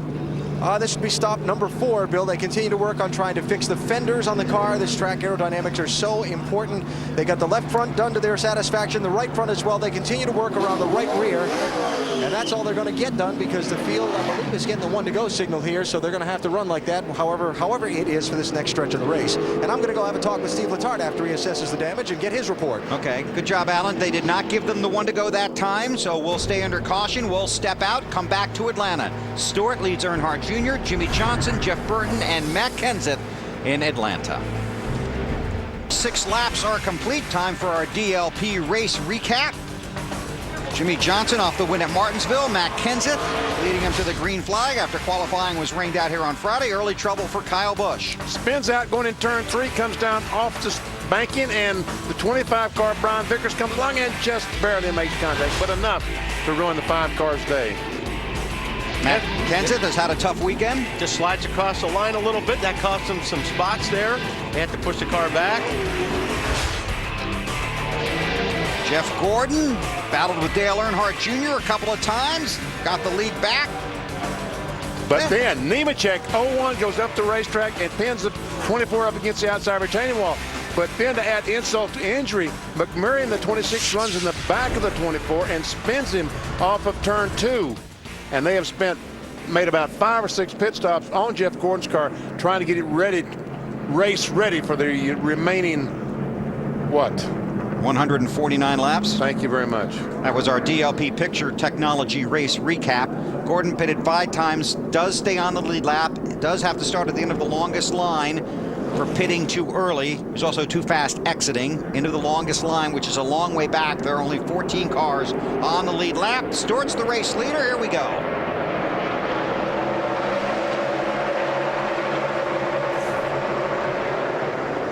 Casey Mears was the lucky dog. I tell you what, Wally, Kevin Harvick hiring Ron Hornaday to drive his Craftsman truck was one of the best things he's ever done, because Hornaday has taught Kevin Harvick restarts. He is really, really good on these restarts anymore. Oh, battle for the lead. Here comes the 8 car. As we've seen all day long, the 8 car is really fast for 10 or 15 laps. Then it seems like his car falls off a little bit, and that's where Stewart and Gordon and those guys were able to run him down and catch him. And it's going to start getting interesting now, because as you talked about a few minutes ago, BP, the sun is getting lower in the sky, a lot more shade on the racetrack. And you start with that shade, you're going to start getting more grip. And all these guys that are talking about being too tight now, it's just going to get worse and worse. We'll watch the action on the track and check with Marty Snyder. Well, I found Jamie McMurray, and speaking of shade and light, let's find out if we can shed some light on what happened. What went on back there when he hit the 24? I'm not real sure that, you know, the sun is in your eyes so bad getting into turn one that by the time I could see the corner, I was already committed to going where I was, and I heard my spotter say, you know, someone's slow, but on old tires here, it's somewhat like Darlington. You're just sliding, and by the time I could see him, you know, I was like 3 foot from him, and you know, I ran into the back of him. I'm not sure if he had a tire go down or what happened. He was going really slow at the top of the racetrack, and just nowhere for the Crown Royal Ford Fusion to go. For you guys, this has been such a rough season, Jamie. You going to be able to get back out? Probably. I mean, it's been so bad you almost laugh right now. It just seems like if something can go wrong, it does. And I did get mad, but it didn't really do any good. So now you just laugh it off, and hopefully next weekend it'll get better. He said that he will find Jeff Gordon and apologize, but he said by the time he got into the shaded area, he was already on top of him. There was nothing he could do. Yeah, I think what happened, Marty, is I think Gordon had trouble up there. He probably lost the car. He slid up to the top of the racetrack, slowed down as we're looking at the glare going into the corner there.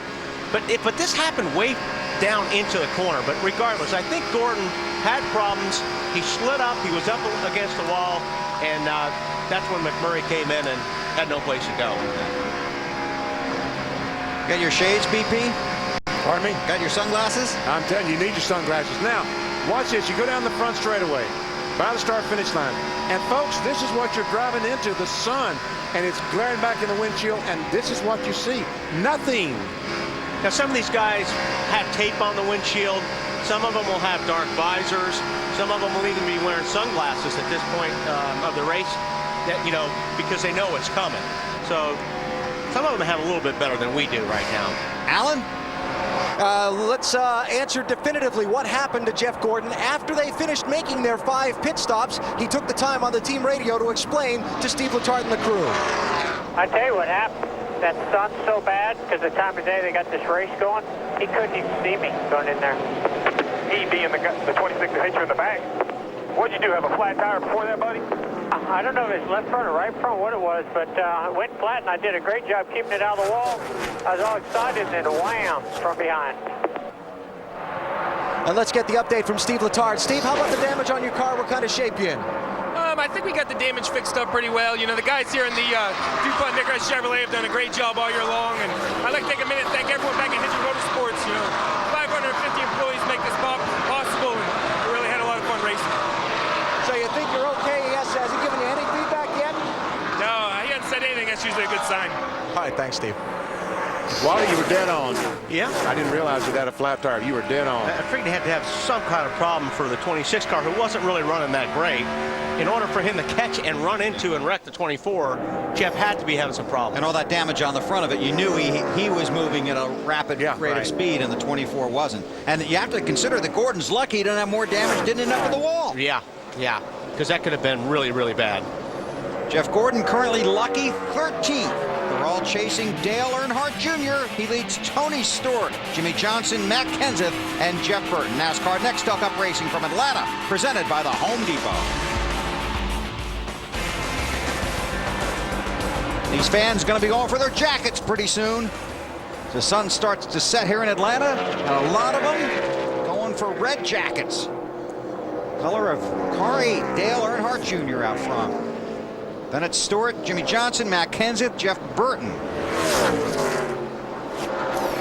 Saw Todd Bodine down there on the apron, didn't we? Yes, he did, just leaving the pits. Yep, he's 51 laps down, been back in the garage working on that 4 car. Marty, what are you working on? I'm working on the 8 car and just checking in on their progress. And I was going to ask Wally this question, but I probably should ask Benny. Benny, you ever had a car that just ran so well, you just loved it so much, couldn't wait to bring it back to the racetrack? Oh, yes. Well, that's the case for Junior. This is the 13th race for this car this year, and they're going to take it to Texas next week and to Homestead in a couple of weeks, and it has 6 straight top 10 finishes. That's why they keep bringing it back to the racetrack. Bill, that's a battle for 5th on the racetrack. And that's another red car that people are watching. And it's the time of the race for Casey Kane to get going. The time, did he set his clock back? Is that what you're talking about? Well, no, I'm just telling you, this is the time of the race that Casey Kane, if he's going to be a threat today, it's time to start. One here in the spring, brought that car back. He's got the 5th position. Earnhardt leads, Stewart runs 2nd. An update on 20 from Matt. Bill, when Tony Stewart lost that lead, he came on the radio and says, wow, I can't run that fast. And BP, like you thought, he would have slowly started working his way back up to the lead. He's about a second and a half behind Dale Earnhardt Jr., and that's about as close as he's gotten. He really hasn't said much on the radio, but when you're talking about the sun and the issue the drivers are having, Stewart, taking a page out of his open wheel days, has a tinted tear-off on his helmet, but no tape across the windshield. The guy behind him, the 48 Jimmy Johnson, has 3 pieces of duct tape across the inside of the windshield with pull tabs. So as the sun sets, he can slowly pull 1 piece of tape off at a time. That way the sun is not that big of an issue for driver number 48. Thanks, Matt. Tell you, they got their hands full driving into turn 1, don't they? Oh man, I'm telling you, it's unbelievable. It always has been unbelievable at this racetrack. Right. Now this is a few laps ago. Mark Martin in the 6. Oh, he needs all the racetrack. He needs it. Wow. Now that was a save. Yeah, what was happening, he was sliding off the racetrack. He slid up in front of the 66, which he was clear, but as he slid in front of the 66, it loosened him up. It took the air off the spoiler. Caution has just come out. Debris in turn 1. Earnhardt Jr. is the race leader. Then it's Stuart, Johnson, Kenseth, and Kane. Jeff Burton, Truex Jr., Clint Boyer, Carl Edwards, Mark Martin, the top 10. There you see the debris on the track in turn 1. There are 14 cars on the lead lap, and Joe Nemechek will be the lucky dog. He will come around and be the 15th car on the lead lap. 197 laps are complete, 128 to go. Earnhardt Jr. has led 86 laps today. That's the most. Stewart has led 51, Gordon 44. Harvick, Jimmy Johnson, Joe Nemechek, and Carl Edwards have also led briefly today here in Atlanta. Well, Wally, if they just keep running now in 20 lap segments and having a caution flag, they won't catch him. Oh, he's going to be okay in that 8 car. But, you know, they've been adjusting on it, too. I mean, you know, they've made the car better. Pit road will be open when they get there. They're in turn 4 right now. Earnhardt makes the left, and here they come. Marty. Dale Earnhardt Jr. says, Bill, on that run, his car was a little too free in the center of the corner, and he wants the car to work better in the middle of the corner, a little too free getting into the corner, I should say. He said he wants about 75% of what he gave him last time, so it's going to be a wedge and a track bar adjustment. They're going to go down 1 round on the track bar and 1 round of wedge in the left side. Matt? In the middle of your screen is Tony Stewart. He was running 2nd. Stewart said the car still had the uneasy feeling as Jeff Gooch Patterson acknowledges the fuel tank is full. Didn't really know what to do to fix it, AB. Not going to be any changes on Matt Kenseth's car this time because he feels like the car will be good as the sun goes down. A 4-tire change and a windshield tear off and a very close race off the pit lane. Looks like Tony Stewart. Yes, going to take his spot. Beats him off pit road. Here's the race off of pit road. We'll take a look at it. All right, let's see. Here we go, Junior. Trying. Can't quite get to that 20 car, but is that a dead heat or did Kenseth beat him? It's going to be tough on that 3rd spot. We'll let NASCAR sort it out. Here's Ira Joe. Ira Joe Hussey, and you think you'd be from the southeast, right? Ira Joe from New Hampshire. He goes around to the left side. Takes that left front off. Tom Dean, tire carrier, slaps it off. 5 lug nuts. Go, Tony, go. See you later.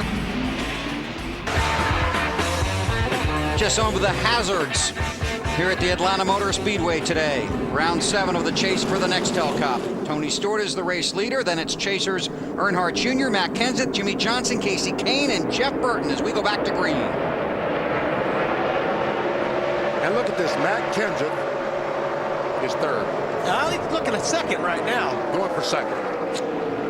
See if he's going to be able to pull this. I don't know, though. Earnhardt's car's been so good on these restarts. Kind of was sleeping a little bit there on that one. He let Tony Stewart get away from him when they dropped the green. Now he's got Kurt Busch in the 2 car in between them.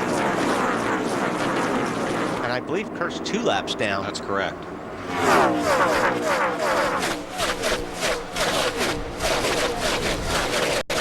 What'd you get for the fuel window, big guy? 65 to 70 laps on gasoline, but obviously the tires are not going to last that long, so. I got a question for you, but first let's check with Mr. Bestwick. Matt Kenseth gained a spot on that set of pit stops, Bill. He's up to 3rd place now. He just told his crew chief, Robbie Reiser, that as the sun goes down and the track conditions cool, if the track overall picks up speed, in other words, if everybody's running faster lap times as the sun goes down, he thinks they're going to be okay and maybe have a shot to win this thing. We'll have to watch the lap times as the sun sets and the track temperature cools. Thanks, Alan. So nobody's thinking about one more stop then, huh? No. No, because of tires. Because of tires. Okay. You're not thinking with the cooler temperatures and more rubber in the track and... Well, you know, it's possible that someone that hasn't had any tire issues all day long, that the right front and the right, all the tires have looked good, they might try it. They can make it on one more stop. See how that plays out. On fuel. Yeah. Tony Stewart won the race off of pit road. For all the people at Joe Gibbs Racing and all the guys that work so hard at the shop and at the track, here are the guys that go over the wall for Tony Stewart. Greg Zipadelli, Berlin, Connecticut. Tom Dean, Long Valley, New Jersey. Ira Joe Hussey, Manchester, New Hampshire. Jason Lee, Willimantic, Connecticut. Jody Fortson, China Grove, North Carolina.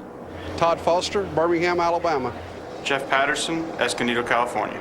Brian Larson, Escanaba, Michigan. And let me add, that's for all the guys and the women at Joe Gibbs Racing. It's amazing the different localities these crew members come from. Every time that we introduce these crew members, it never ceases to amaze me. This is for 5th. Casey Keene has it in the 9 car. Martin Truex Jr., the 1, would love to take it away, but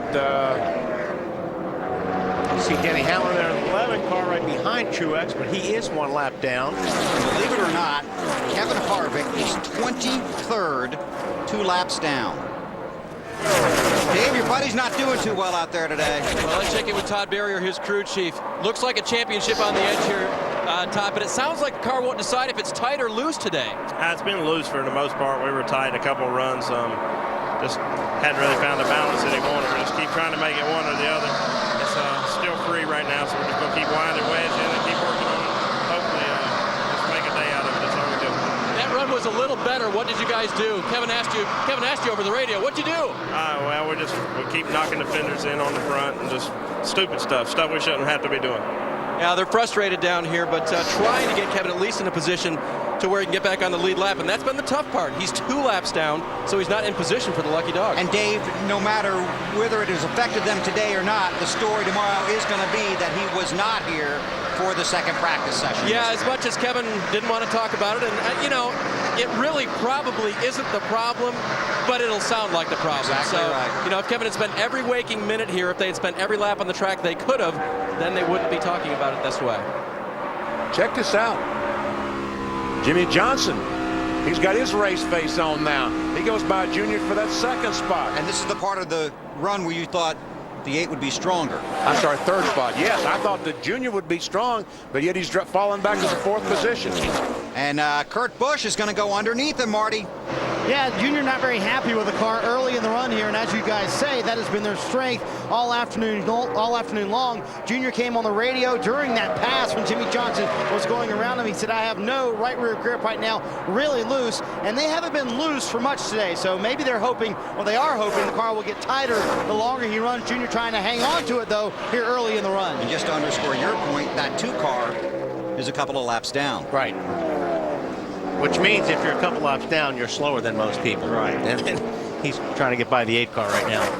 So Dale Earnhardt Jr. runs in the 4th position. Johnson is 3rd. Kenseth is 2nd. And Tony Stewart out front at Atlanta. It's the home of Home Depot. Race is presented by Home Depot. Home Depot leads. Late afternoon at the Atlanta Motor Speedway, the NASCAR Nextel Cup Series presented by Home Depot. 130,000 fans or thereabouts here at the Atlanta Motor Speedway watching round 7 of the chase for the Nextel Cup. And reigning series champion Tony Stewart, not a contender for the Cup this year, is out front leading several of the chase contenders. Time to take you through the field as we close in on the 100 lap to go mark. Tony's in front, and here's Matt. And Bill, in 9 races here at Atlanta Motor Speedway, Tony Stewart has had 8 single-digit finishes in those last 9, working on another one. He's led 70 laps. He said the car was edgy, and he said it also had a tight condition, but he thought that might have been more just following Dale Earnhardt Jr. out front in clean air. Says the 20 car is running very well. AB? Matt Kenseth up to second place. Remember, he got shuffled as far back as 15th earlier in the race when he had a little bit of an issue on a pit stop sliding through his box, reporting on the condition of his car to his crew and maybe forecasting a little bit ahead for what he expects track conditions to be. I don't know what's going to happen with the track, Robbie. If it picks up speed, you know, I just don't know. It's so wore out, it might not pick up speed. But if the thing picks up speed, tightens up, I think we'll be okay. You know, I'm just too free, so hoping it'll kind of get sticky. Kenseth just giving up a little bit of ground on the racetrack. I just talked to his crew chief, Robbie Reiser. They were concerned about the inside of the right front tire when it came off the car on the last stop. It looked like maybe it was rubbing a little bit on something. Robbie told me he didn't know what it was. Matt? Jimmy Johnson runs up in the second spot, says he's slowly moving up the racetrack, trying to find a better balance for his race car. It was getting tight again, so they made an air pressure adjustment and a wedge adjustment on the last stop back at lap 198. Marty? Well, Matt, as BP talked about, this is the portion of the race where we think Kasey Kahne should be getting stronger, and indeed he is. Here comes the 9 car. He said on the last run, a little bit too loose, but he was afraid to make any changes to it, so they made no chassis changes for the first time all day long, and 4 tires for Kasey. Dale Earnhardt Jr. behind him is one of the many teams talking about how the racetrack is starting to change. The sun going down, the racetrack tightening up a little bit. Jr. says taking a while for the right front air pressures to build up. Tony Eury Jr. replied back, yeah, but I know what to do on the next stop. Matt? And the solid run continues for Martin Truex Jr. in the 1 car, currently in the 6th position. He says, when I tried moving around, when I tried to move up top, it made the car worse. He said the car is getting tight again. The air pressure adjustment has helped slightly from their last stop, AB. Two-time Atlanta winner Carl Edwards has been in the top 10 this entire race, but just doesn't seem to be able to move any farther forward than where he is now, just in the middle of the group. Says his car lacks back-end grip. The rear end is sliding around quite a bit on the 99. Matt? Another rookie, Clint Boyer, having a great day running in 8th. He says the shade down in turns 1 and 2 isn't really giving him the grip that he thought it would. He can run the car about 1 car length off the wall, and that's about as good as it gets. Any closer, he says, and it slows me down. Alan? Just talked to Jeff Gordon's crew chief, Steve Letarte. They moved back up into the top 10 to 9th spot after repairing the crash damage a little while ago. Steve said the car is tight. That means when he goes into the corner like that, the front end does not want to turn, and that's slowing him down. But what a rally for Greg Biffle, that 16 car on the bottom of the racetrack trying to pass Jeff Gordon. Remember when Kyle Busch spun out back at lap 2? Greg Biffle got damage to the nose of that car in the jam up. He fell all the way back to the tail end of the field getting repairs. They've chipped away at the handling all day. He's just cracked the top 10. Matt? Back in Michigan when Jeff Burton had the motor failure, he rallied the troops around. He said, all right, we've got to put this behind us. Last week when he had the motor failure again, they went from 1st to 5th in the championship standings, and basically says mentality-wise, you just got to try to compartmentalize when bad things happen. My goal last week, and it was take a bad situation and you know, let's don't forget it. Let's keep it in our minds. Let's remember it. But at the end of the day, let's make it a defining moment in a good way. That's not going to be the end of our deal. When this deal gets done, let's look back on it and say that was a defining moment. That was the moment that we found a way to be better, rather than just putting our hands up in there and say that's a defining moment because that's what lost us the championship. We're not going to think like that. Right now, they are still fighting, trying to get the handle on that race car. 1 lap, he says, it's plowing. The next corner, he says, it is loose. Absolutely no grip for the RCR 31 car, Dave. During the last run, Dale Jarrett's car was the worst it had been all day, according to the driver. Loose and tight. They lowered the track bar, changed 4 tires. Unfortunately, it made the car even harder to turn, and he's gone backwards since the restart. Marty? Dave, this is what Mark Martin wants to see, a little green flag racing. He said earlier, all these cautions are killing us. Mark, very good on old tires compared to everyone else, but when those cautions keep coming out, he has to put new tires on, and that's hurting their program. Back in 13th, struggling with a race car that's a little too loose. Alan? Well, opportunity is there for Denny Hamlin right now in this 11 car. He is the first car 1 lap down after struggling with the handling on this car much of the day. He just told the crew before the last stop, the handling is as good as it's been all day. If we can get a caution now, they'll get the lucky dog, get back on the lead lap. Who knows? Dave? Kevin Harvick now 2 laps down in 22nd position. That's where he restarted. We've talked about him not being here for the final practice, but Todd Berrier, his crew chief, encouraged him to go to Memphis. He said, you know what? You won the Busch Series championship, but that doesn't mean you have to quit racing in that series. You made a commitment there. You go. He was all for it. Unfortunately, the car has just not been good today. The 5 car of Kyle Busch running laps down. They're improving that car. They actually replaced the left front headlight area, put a cap on it, as they called it, a part of a front fender to try to increase the aerodynamic efficiency of that car, and it has helped a little bit. He's picked up 4 spots since the restart. Thank you, gentlemen. Those are the cars on the lead lap. Hey, Marty, I got a question for you. I hopefully have an answer for you. Can Mark Martin make it on one more stop? You know, I don't think anyone wants to make it on one more stop, BP, because of the tire wear. But Mark Martin and Dale Earnhardt Jr., in my area at least, have had by far the best tire wear. No marks on any of those tires for the 6 team today. A little spot on one tire for the 8 team today, but I don't think they would like to try and make it on one more stop. No, I don't. I know none of them would like to try, but they might try. They might have to. Jarrett's in 13th, Nemechek 14th, Casey Mears 15th. Those are the 15 cars on the lead lap.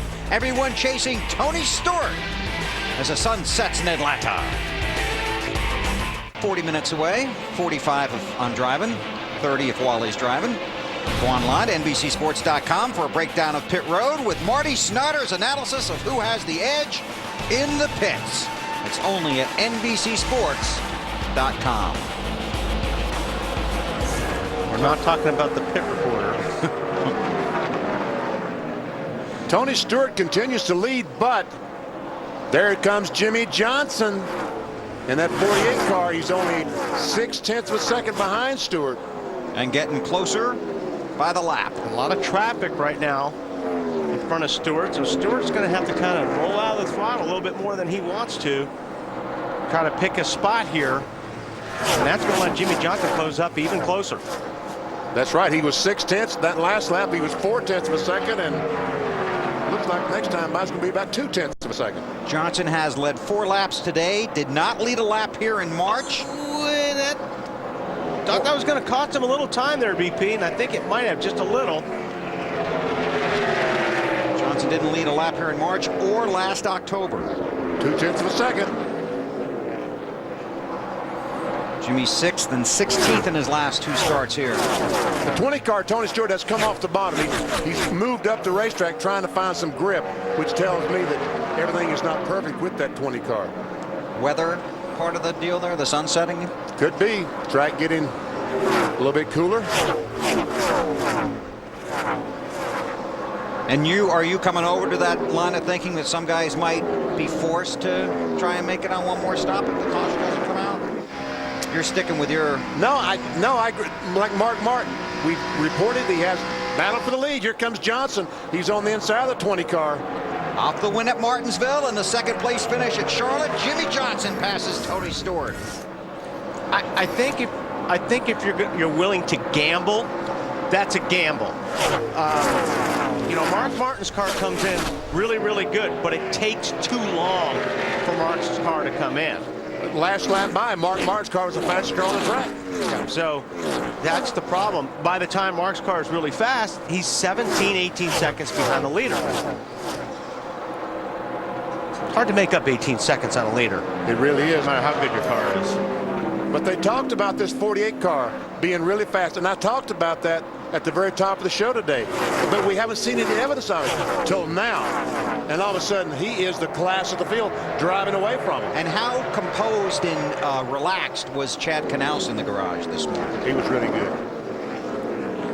Very optimistic and confident in his car, his crew, and the equipment and the driver. Matt.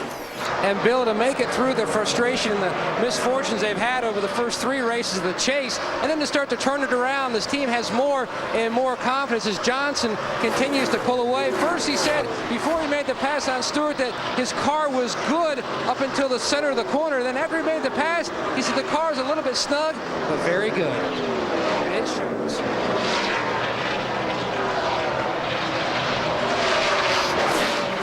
Just went by the 42 car of Casey Mears, his good friend, put him a lap down. That leaves just 14 cars on the lead lap, and Nemechek would be the next victim. Jimmy Johnson was 39th at New Hampshire, 13th at Dover, 14th at Kansas City. Benny talked about his 24th at Talladega. Came back and got that 2nd at Charlotte, and then won. We're under caution for debris. The 12 car hit the wall. Pit road is open. This is the first time in. Here they come down pit road. Marty. Casey Kane running fourth, getting better as this race goes along. He's a little loose getting into the corner. They're going to put a half round of wedge in the left rear. He's on the bottom of your screen, tight on the exit of the corner, half round up on the track bar. Also a very small piece of tape on the nose as it gets cooler into the evening. Matt? It's the best the car has been all day. Jimmy Johnson tells Chad Knaus about the 48. The sun continued to set. He grabbed the lead right before the caution. Solid stop by the Lowe's guys, and he's out of here. Very small adjustment for Matt Kenseth, center of the screen. Just a quarter-pound of air pressure adjustment on this car. 4-tire stop. They gained a spot last time. They pitted from third here. This is going to be close. Johnson's going to get it, looks like. Stewart comes out second. Kenseth third. The lucky dog is Casey Mears in the 42 car. He comes around. He's the 15th car on the lead lap. Close race off of pit road under caution with 81 laps to go in Atlanta. Chances as he threw for 3 touchdowns, ran for another as the Fighting Irish dominated Navy. Now Notre Dame returns home to continue their drive for a BCS bowl bid when they take on North Carolina. That's next Saturday at 2:30 Eastern on NBC. I hope the Tar Heels are getting a lot of money out of that. They have had a tough season. Oh, man. There are the lap leaders here today. 5 bonus points for the driver that leads the most laps. 5 bonus points, of course, for leading a lap. So Martin Truex Jr., too fast exiting pit road, was running fourth. Will have to drop to the tail end of the field here. And we see him back there on the outside retaining wall, letting all those cars go by. And don't you know he hates that? Also had a report that the 9 car of Casey Kane had a lug nut hang up. So that took them a little extra time on pit road. He will restart 11th. And Jeff Burton is 12th, and this caution may helped him tremendously because the handle on that car was clearly gone. And he was about to go a lap down. 78 to go here in Atlanta. Nobody can make it to the finish from here without stopping. You comfortable with that, BP? Oh, yes, very much so.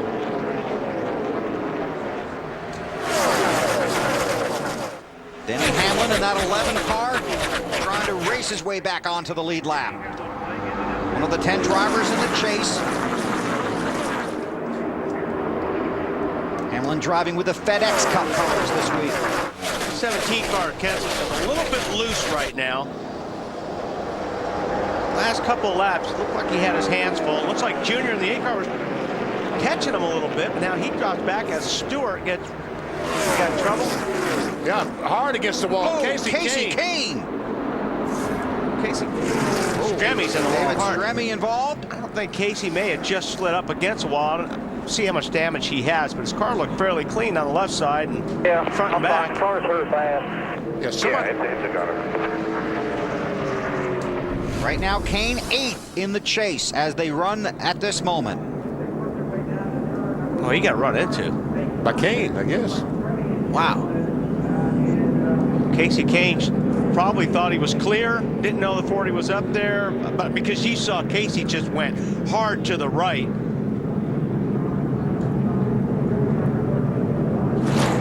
Yeah, he was going up there to get his angle down into the corner, and probably was pretty surprised. On board with Jeff Burton.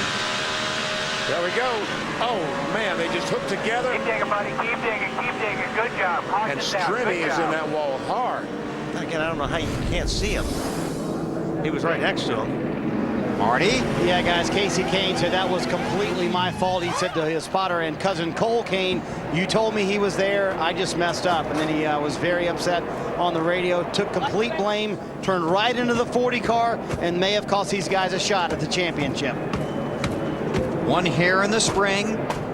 That car has 5 of his 6 wins this season, but does not look like it will go to victory lane here today. Under caution in Atlanta, just 76 to go. NASCAR Nextel Cup Racing, presented by the Home Depot. Jimmy Johnson is the race leader. We're still under caution. Denny Hamlin In the 11 car, he's the lucky dog, comes around, gets to be the 15th car on the lead lap. Topping off right here, driving with the FedEx Cup colors.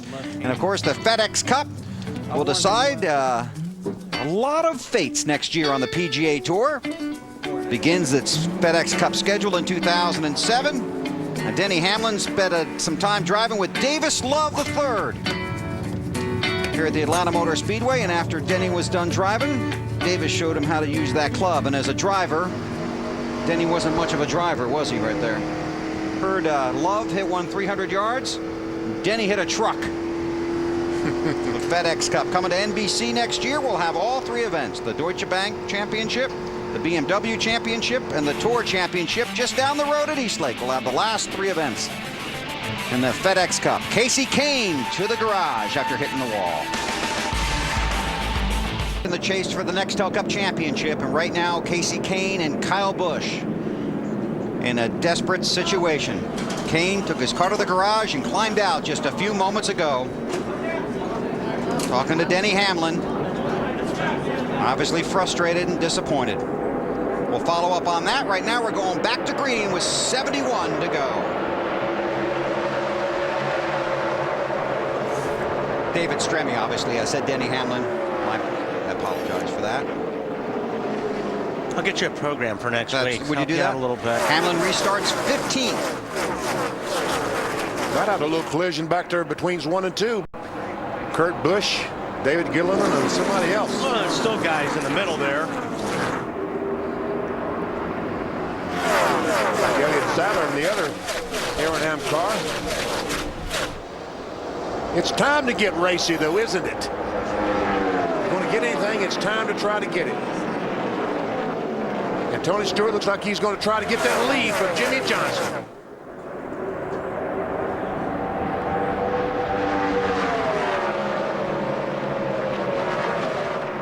Stewart's car a little bit better getting down to the middle, but it looks like Jimmy Johnson's car is a little bit better from the middle off the corner.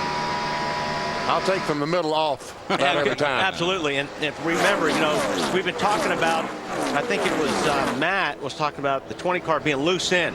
Don't want to be loose in at Atlanta. Gosh, it's hard to turn that steering wheel down into the corner if you're loose in.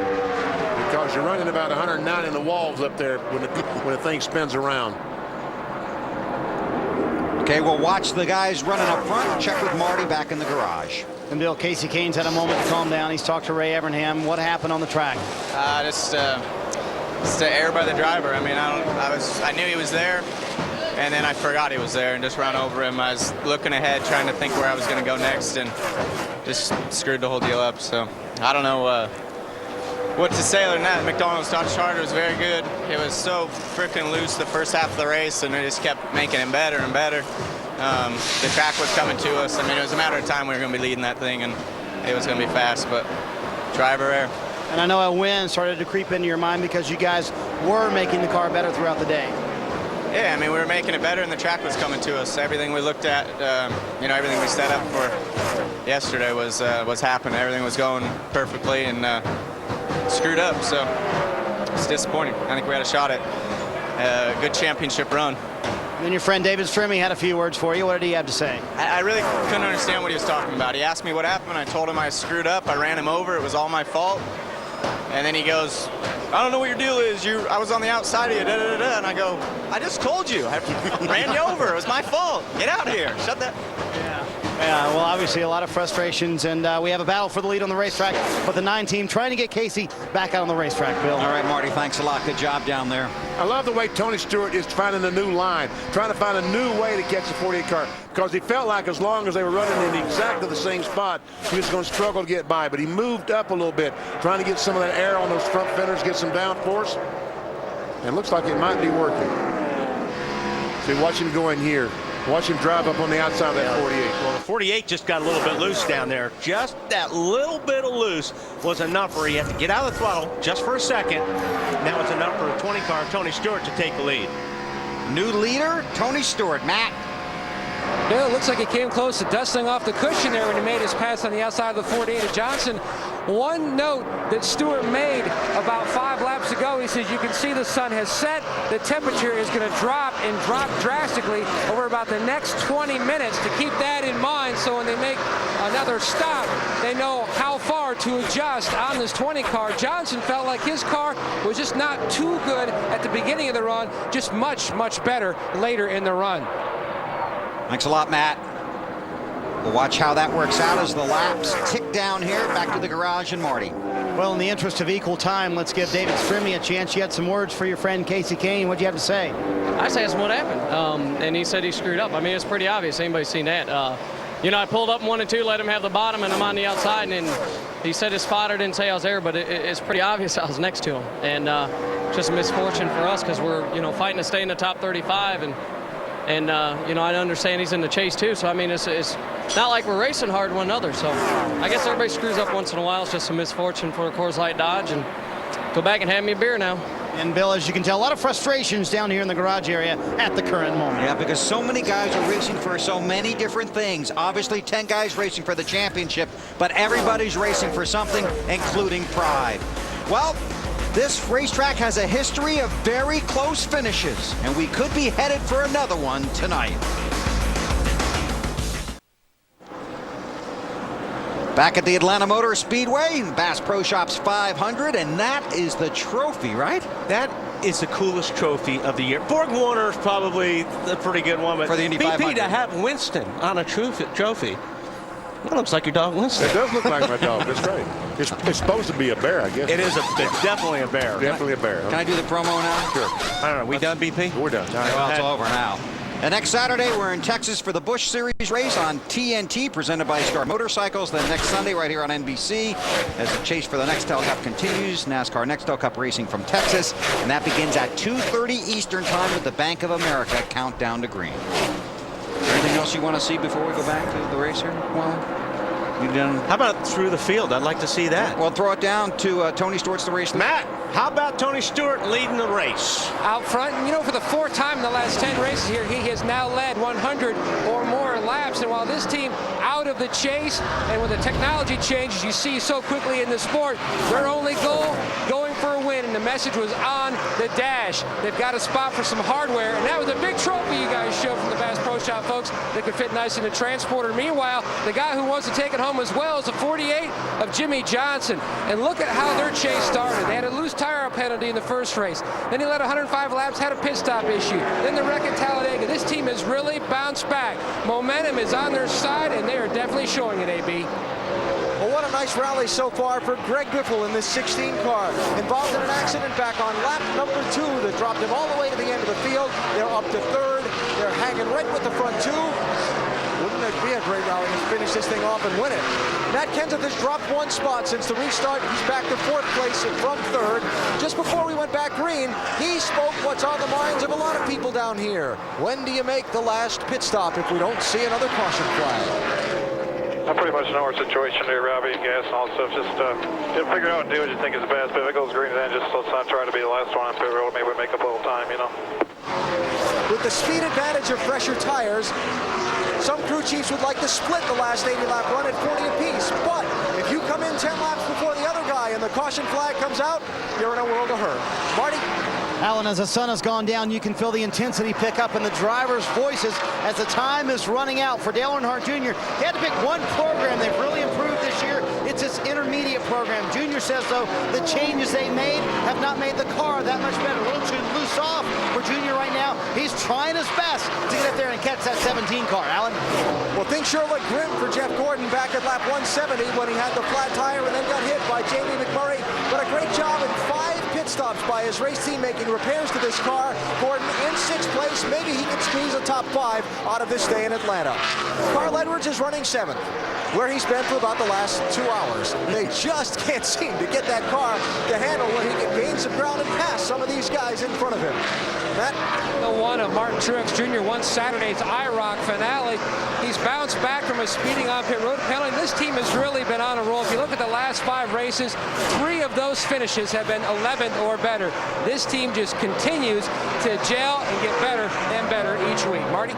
As the track has cooled off, Matt, it's really helped Joe Nemechek, who's running in the 9th position. Oddly enough, he finished 9th with his car at Charlotte, his first top 10 of the season. That was just 2 weeks ago. This team really turning things around, as you might have seen right there, a little too loose off the corners for the 01 team right now, Matt. And a good run by the RCR guys. First, the 07, Clint Boyer. Second yesterday in Memphis, working out a good, solid top 10 finish. Meanwhile, his teammate in the chase, the 31 of Jeff Burton. Back on lap 268, he said, I hit the wall, I hurt the car. I don't know how much I hurt the car, but I am very tight now. Looks like they've knocked the yellow letters off the Goodyear tires on the right side. Thanks, Matt. Jeff Burton runs in the 11th spot. Mark Martin is 12th. Dale Jarrett 13th.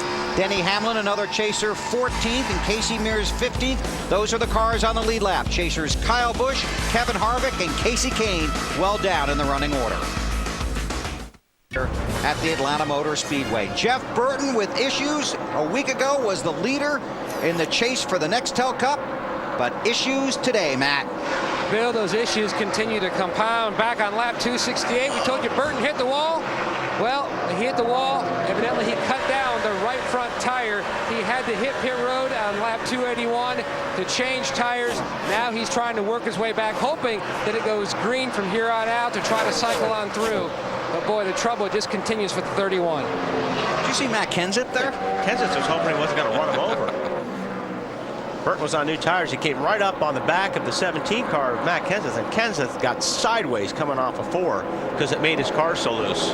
Well, the good thing for Jeff Burton, he can make it the rest of the way on fuel. He doesn't have to stop again, and all these other cars on the racetrack have to stop one more time. So if, as Matt said, if he can get it to cycle through and let everyone pit, he should be okay. He does feel like Superman on those new tires, doesn't he? You know, it's hard to figure out if he's the luckiest guy or the unluckiest guy, because he's been around everything the last 3 or 4 weeks. How long ago than that? I'd say that deal right there just made him unlucky.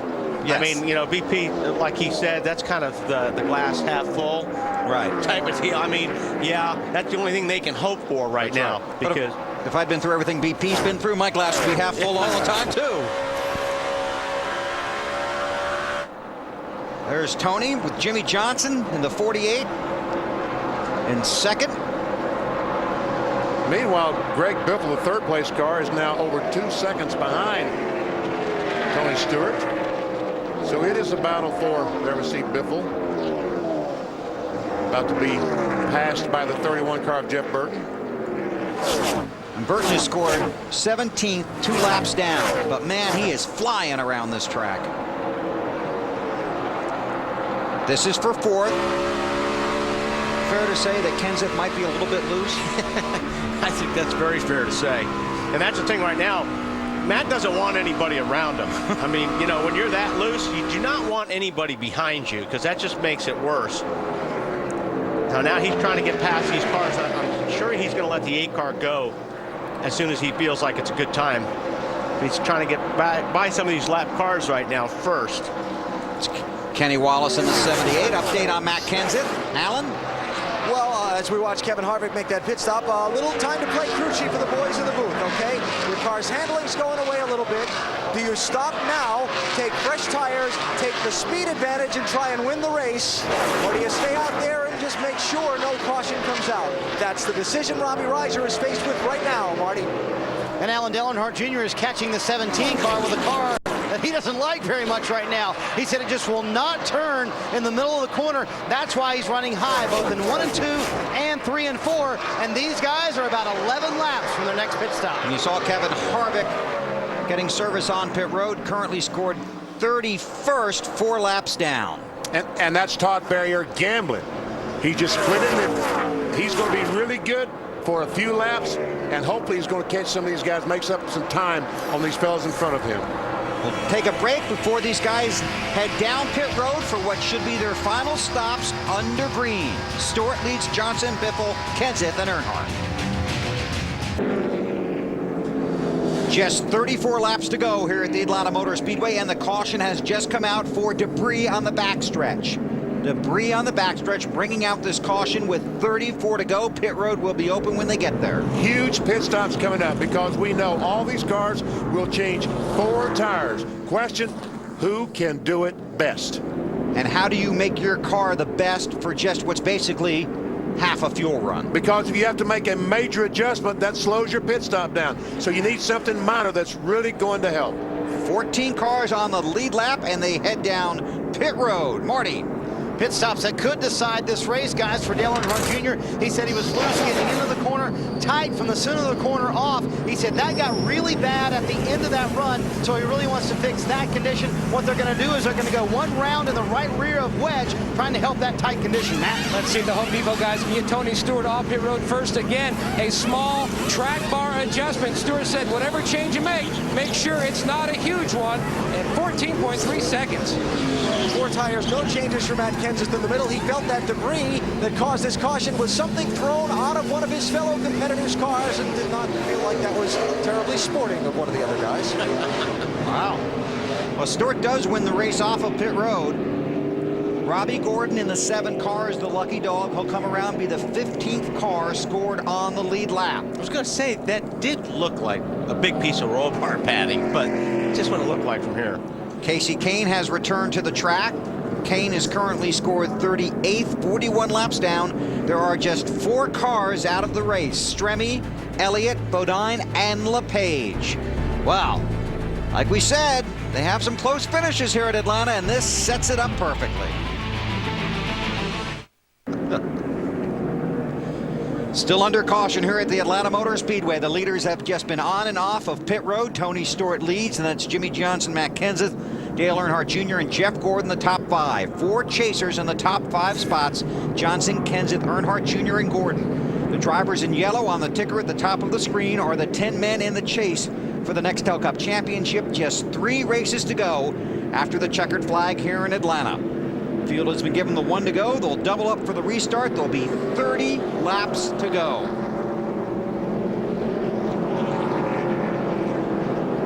Now here are the championship standings right now. Kenseth came in as the leader, remains the leader, but you see it is spaced out a little bit more now. But Johnson has gained 10 points in that 48 car. He was 41 going in today, now 31. And these guys are putting themselves... That's amazing, isn't it? Yes, it is. If you would have said that a few races ago, they would have looked at you like, you gotta be kidding me. You know, Jimmy Johnson, after Atlanta in 2004, left here in 2nd place, 59 points out. 2005, 2nd place, 43 points out. Right now, 2nd place, 31 points out. Well, it will get very racy here. If you've never seen a race at Atlanta, this is basically the fastest track the NASCAR Nextel Cup Series runs on. The sun is set, it's much cooler, speed should be higher, and remaining in contention for the championship is on the line right here as we go back to green. Yeah, this is pretty much a trophy dash right here. These guys have got to run the next 30 laps as hard as they can. They're not saving anything. You can't. If you try to save anything, they're going to pass you from behind. Whoa, whoa, whoa, whoa. Harvick a little bit loose. Slides up the racetrack. Everybody splits him. Gordon got by him. He does not want to be there. Harvick is 30th, 4 laps down. He wants to get out of that middle. Wants to get out of Atlanta. Meanwhile, Stewart trying to break away. That's a mess back in there. Mark Martin is back in that pack, in that 6 car. See Truex right there at the 6th spot right now. Just got by Biffle.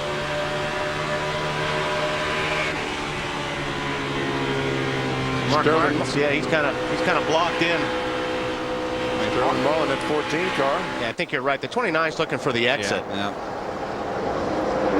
Mark Martin runs in the 11th spot. He's one of the contenders for the championship. Denny Hamlin in 14th. Jeff Burton is 17th, but 2 laps down after he had to pit because of a cut tire. Update from pit road, here's Dave Burns. On the 29, as if I had to back up how Kevin Harvick feels about this place, he was on the radio. He said, I reckon I hate this place today.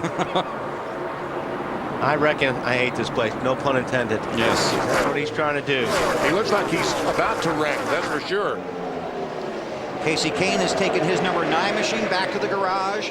38th, 43 laps down, really cannot make up any positions, so his day is done. Yes, Kenny Wallace, the car in front of him, if he were to stop now, he would still beat Casey Kane, Right. so there's no point in running the other 30 laps or so. 27 to go.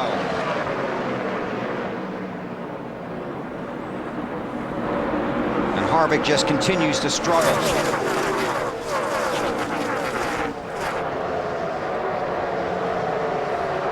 Denny Hamlin in that 11 car, the FedEx Cup machine, runs in 14th. An update from Allen.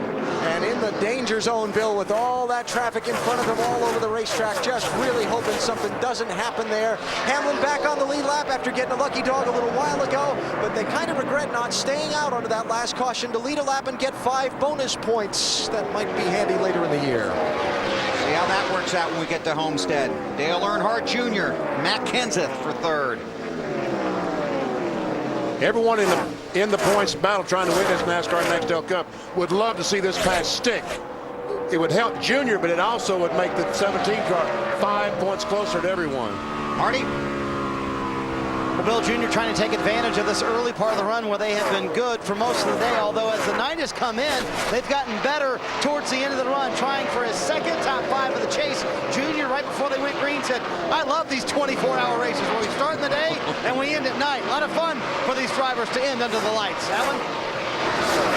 And Matt Kenseth just on the radio to his crew chief, Robbie Reiser, saying that's basically the same problem they've been having for the last couple of weeks. The last set of tires just doesn't handle like they want it to. His car not at its best when he needs it to be at its best, which is when that checkered flag is close at hand. Thanks, Alan.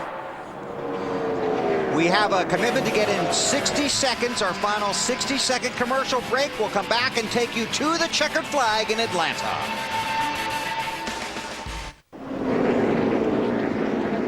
Caution has just come out. On the right front, either a tire or the suspension parts. We're coming to you. For Martin Truex Jr. This kid, this team cannot catch a break. They run so well, but this has been the way it's ended so many times. Had a great run going today. Tony Stewart still the leader. Then it's Johnson, Earnhardt Jr., Matt Kenseth, and Greg Biffle. Gordon, Edwards, Nemechek, Boyer, and Mark Martin are the top 10. And you're right about these guys, Benny. They just see the hub blowing. He had a wheel bearing go out in that right front hub. That's going to be hot. Yes, it is. Need a fire extinguisher. 3 previous races here. Truex was 19th, 40th, and 37th. Yeah, I think that bearing is finished. Yeah, there's no point getting too big a hurry because this thing's not going to get back on the racetrack. But at least you might be able. The wheel won't even come off. They get to take out their frustration, though. Pit road will be open this time. The field is just coming out of turn 2. What do you think now, Wally, with 14 cars on the lead lap? They going to pit?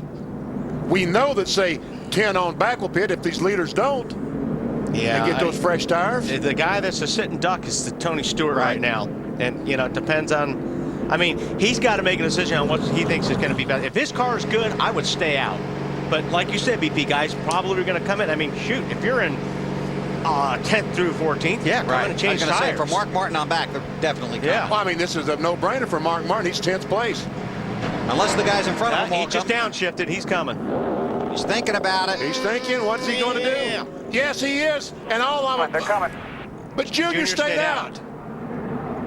Waited till the last possible second to make the commitment line. Did Mark get in the back of the 07?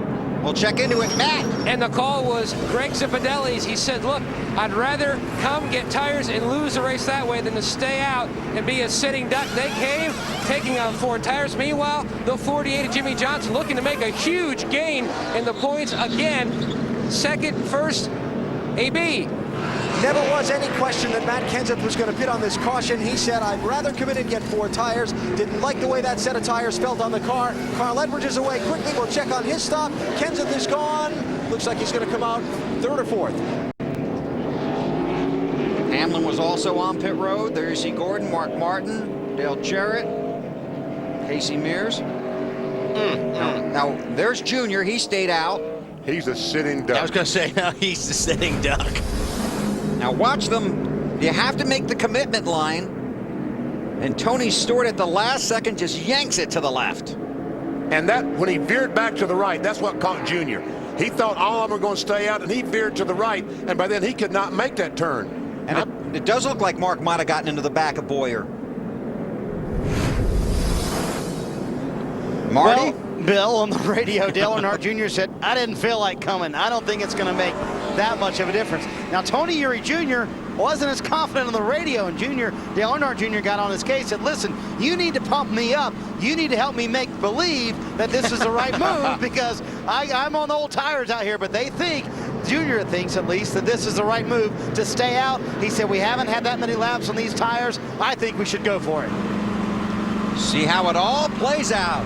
Well, we've talked about those Atlanta finishes. We're going to have one here. 2 tires for the 11 of Hamlin, just 2 tires for the 99 of Edwards. 17 to go, less than half a lap from the green. We check with Marty. Well, Dale Earnhardt Jr. said he wanted to be more aggressive. What do you think about your driver's call to stay out there, Tony Eury Jr.?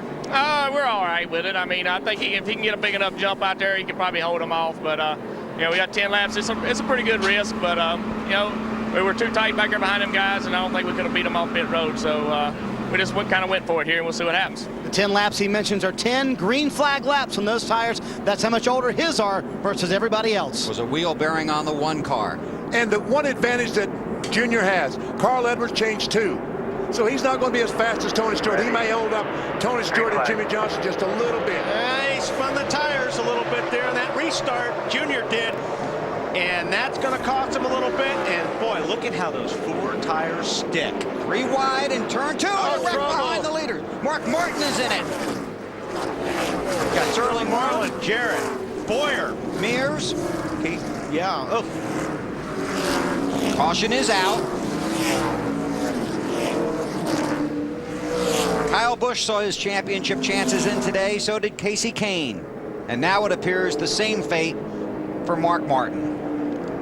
And Rick Monroe once again waves the caution flag. Let's see what might have happened here. Well, that could be the problem down there.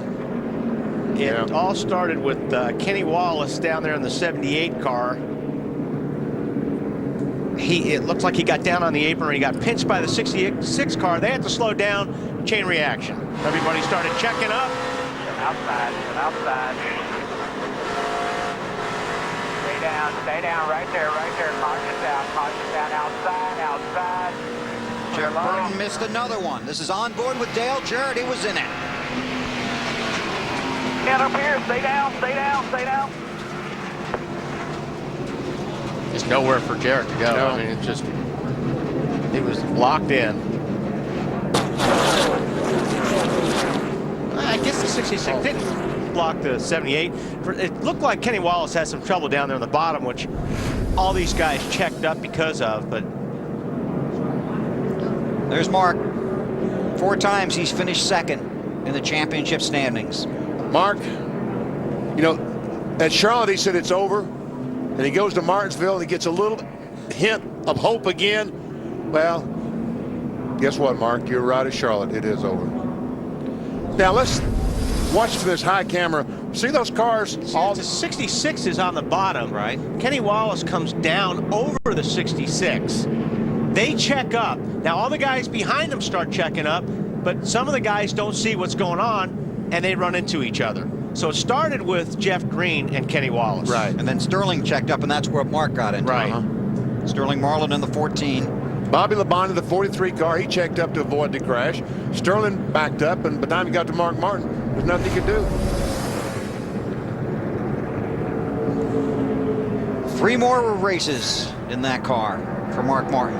Then he moves on, leaving Roush Racing behind to run a limited schedule in 2007. Alan? Robbie Reiser, Matt Kenseth's crew chief, watching the pace car lead the field right now. Never any question you were going to pin under that caution, was there? Nah, I think 4 tires are going to be the way to go. I think if you saw it on the restart, they were out there already. So, tires back up here so quick, and we still got, a few laps left in this thing. So I think that was the right decision. I know your race is not over yet, but you did have some concerns starting the day. The progress so far?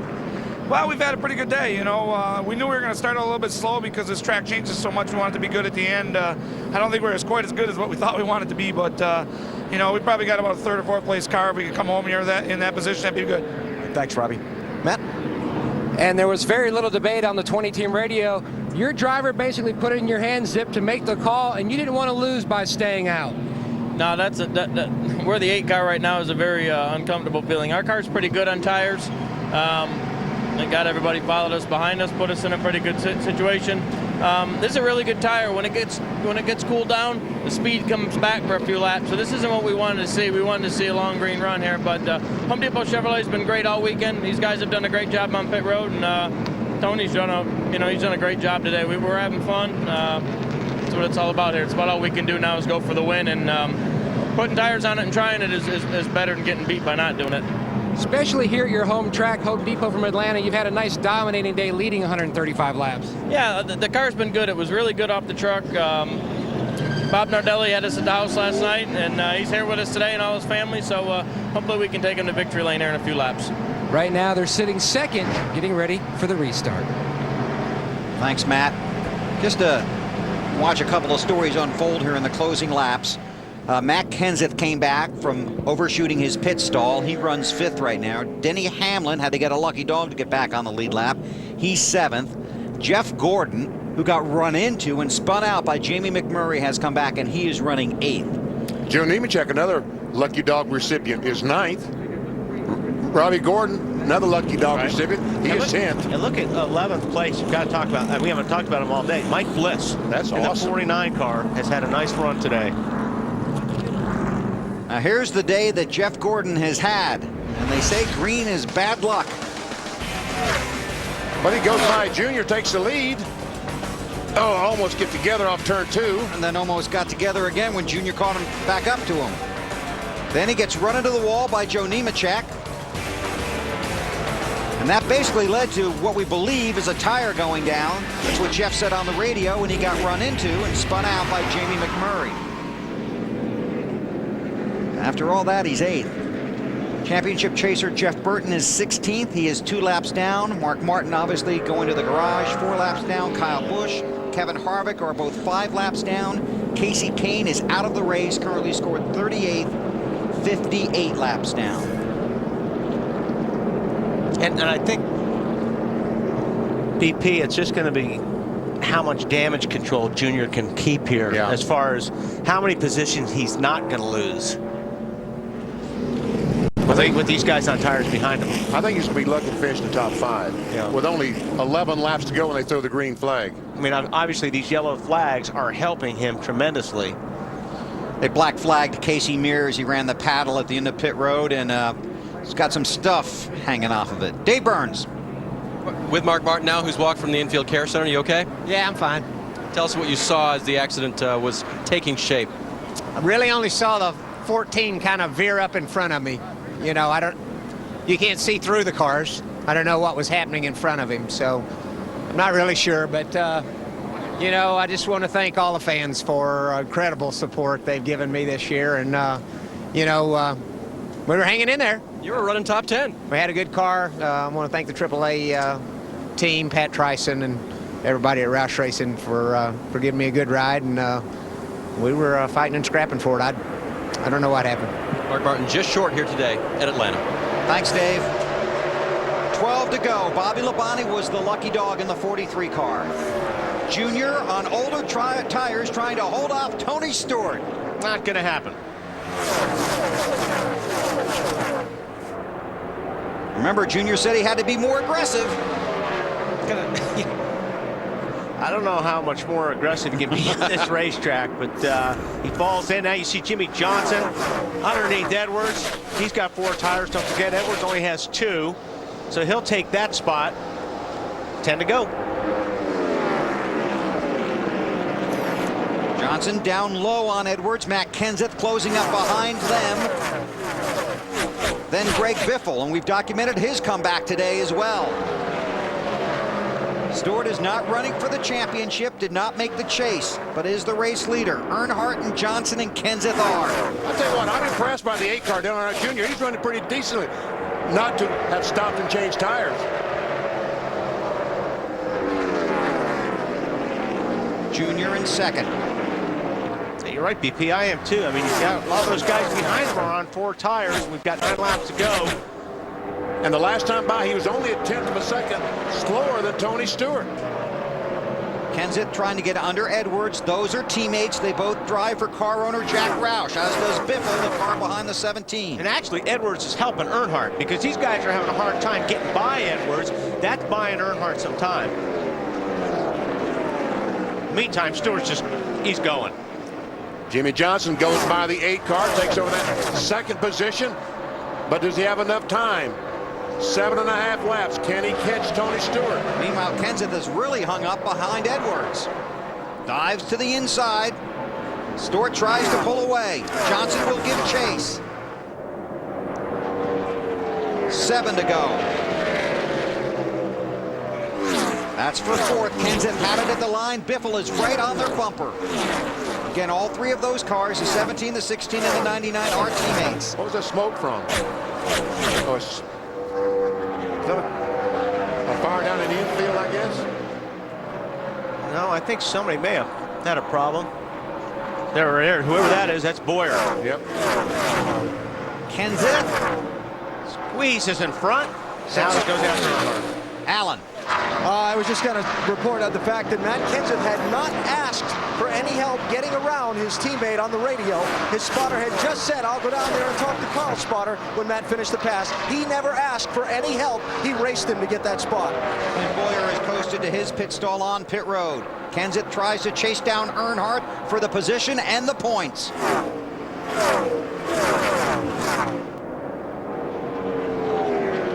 Third, 4th, and 5th right there.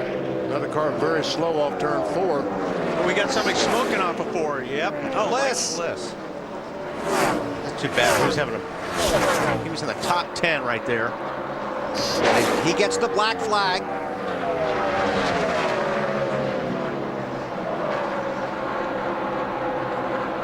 Kenseth trying to catch Earnhardt while Johnson continues to try and catch Tony Stewart. That 20 car has been awesome all day and tonight. 4 laps to go. Kenseth's going to try get up beside Earnhardt.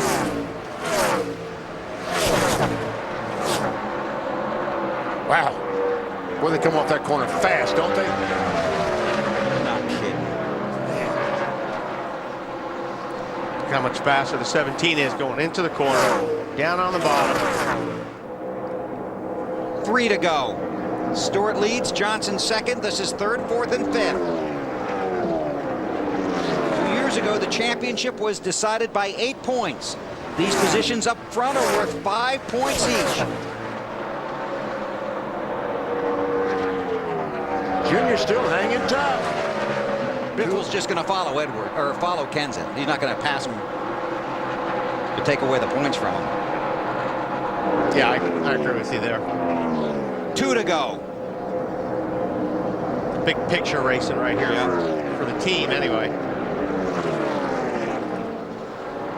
Stewart the leader, Johnson second. Again, Kenseth down low, Earnhardt in the high groove.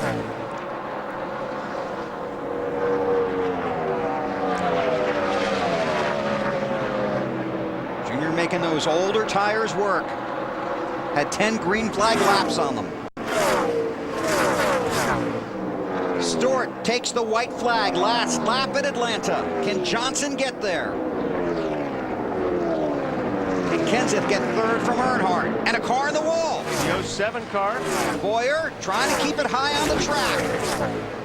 They've already taken the white flag. If the caution was to come out, the race would be over. Kenseth trying to make a move on the 8 of Earnhardt. This is for 3rd. Oh, Junior's getting loose. Instead of the 17, Kenseth's got loose, got on the apron a little bit. Tony Stewart takes the checkered flag. Earnhardt. Just. That was close. Earnhardt's gone. Did I beat him? Kenseth's going. Did I beat him? That was close. By 7 1/1000ths of a second, he beat him. Tony Stewart out of the chase for the Nextel Cup, wins at Atlanta. And sends a message for 2007. Jimmy Johnson, second. There's Earnhardt.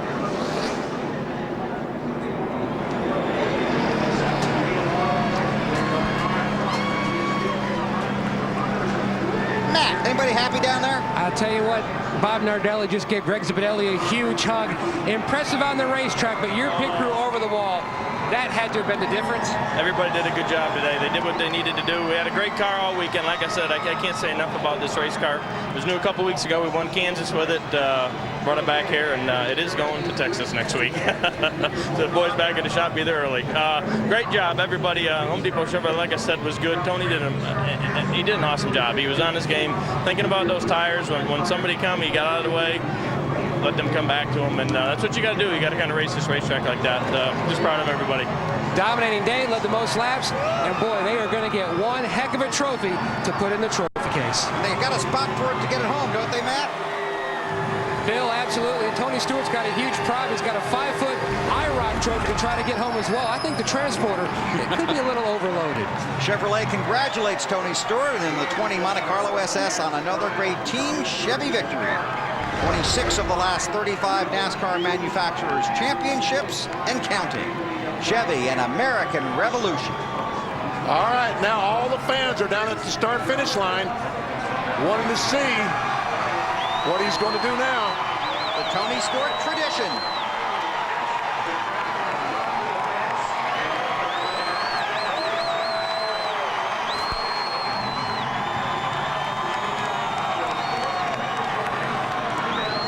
I think you got to plug one of our cameras. He's going to try and get in the flag stand. I'm impressed. He better give him a mattress, I'll tell you that, throw down on that racetrack.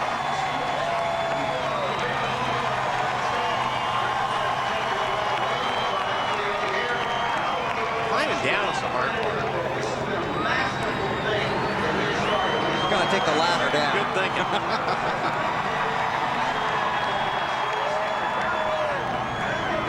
The defending series champion got knocked out of the chase for the Nextel Cup at the last moment in Richmond. Came back the next week, said we're going to win all 10. That hasn't happened, but very impressive run today. He's won a couple of them. Yep. And this is the same car that won at Kansas out of fuel. Coasted across the finish line. Wonder what car to bring to Texas. You know what? We can ask him. Okay, Tony hanging out with Thumper, our camera guy there in the flag stand. Meanwhile, let's go down, hear from the guys that were in the race as well. Well, Bill, Dale Earnhardt Jr. has walked down to the 17 team. Congratulating those guys on a great run. At what point, Junior, great run by you and your team, at what point did you know you were sitting duck with the guys that had the fresher tires? When I was the only one that pitted, I was going to do what they did, but they were I couldn't. I just made the decision not to. I wanted to get the tires if they did, but they were doing everything, swapping and juking and carrying on, coming on the pit road, so I just kind of got left out there, sort of like duck, duck, goose, but we hung on, and I don't think we'd have run third if we hadn't stayed out. I really don't. Matt and them guys are pretty good. My pit crew, if they could have beat a couple guys off pit road, we might have been able to get third, but that wasn't a bad decision in the end, so we hung on there. How would you describe that battle between you and Matt? Like old times, man. One of my good friends, and I enjoy racing with him, and we don't really get to do it that often in the Cup Series. He's been on and become a champion, and you know, when he runs good, I don't. When I run good, he don't. We haven't really been able to race each other for wins like we did in the Busch Series, so it's a lot of fun. Just like old times, Bill. You betcha, Matt. Don't forget, coming up tonight here on NBC, Cowboys in Carolina. Al Michaels, John Madden with the call. That's at 8 o'clock Eastern time. And right when we get done here in Atlanta, we'll send you to Bob and the boys in New York for Football Night in America. 7 o'clock Eastern time, right here on NBC. Dave? Yeah, Jimmy said he might like to get back and see that game if he had the opportunity. So let's get moving here, right? You guys were close, had a great race car. And you saw the 20 get smaller in your mirror as the laps wound away, Jimmy. Are you disappointed? No, I'm not disappointed with that performance at all. When the sun was out, we were really about a 10th place car, but guys had great pit stops. We kept track position, kept working on the race car, and got it where we could fight for the win at the end. Really, it mattered who got through traffic better on those last 2 restarts. 20 got up to clean air, and off you went. But I had a lot of fun tonight. I mean, with the grip in this racetrack, racing as hard as we did, chasing that 20 around. It was a fun night, and a night where, as a driver, you really had to challenge yourself and scare yourself on every lap. So it was a lot of fun. Back before the race at Lowe's, you and I talked about the possibility of 3 wins in a row, like 2004. 1 win and 2 second places. It's pretty close to that. Yeah, we're on a great roll right now. I'm so proud of this team to never give up. The support that we have from Lowe's and their employee owners, all the support from Hendrick Motorsports. No one's been down and out. We weren't where we wanted to be when this chase started off, but we had the speed in the cars, and now we're getting the results. They've been as bad as 165 points away, now just 26, Matt. An up and down night for Matt Kenseth, which ended on the up note. But boy, describe this day, because it was unusual. Yeah, I mean, really all weekend has been. We just haven't ran very good, and you know, we got lucky with the rain qualifying, and the guys did a good job fixing our car from Saturday to today. It didn't run good at all on Saturday, and these guys did a great job. They were second to none on pit road today. They just kept gaining spots every stop. They had a bunch of good stops, and you know, that's how we have to run to have a shot at it. So it feels good to get that good finish. I wish we could have ran with a 20 and a 48 and 8. Them guys were better than us pretty much all day, so we still got to get our stuff tuned up a little bit more to run how we did earlier in the year. But yeah, that was a good, solid run for us. Junior City had a lot of fun racing with you near the end. It was like the old days in the Busch Series. Yeah, it was fun. It would have been more fun if I could have beat him the line by a foot instead of the other way around. But yeah, it was a lot of fun. I was just, I thought with the newer tires I'd be able to get by, and I could get down, you know, up to him in 3 and 4, and I was plowing too bad up in 1 and 2 to get it done. So it was a lot of fun. Scores another 4th place finish here at Atlanta. Bill. Thank you, Matt. Tony Stewart won here in March of 2002. He is back in victory lane in October of 2006. Ready to celebrate, and here's Alan Bestwick.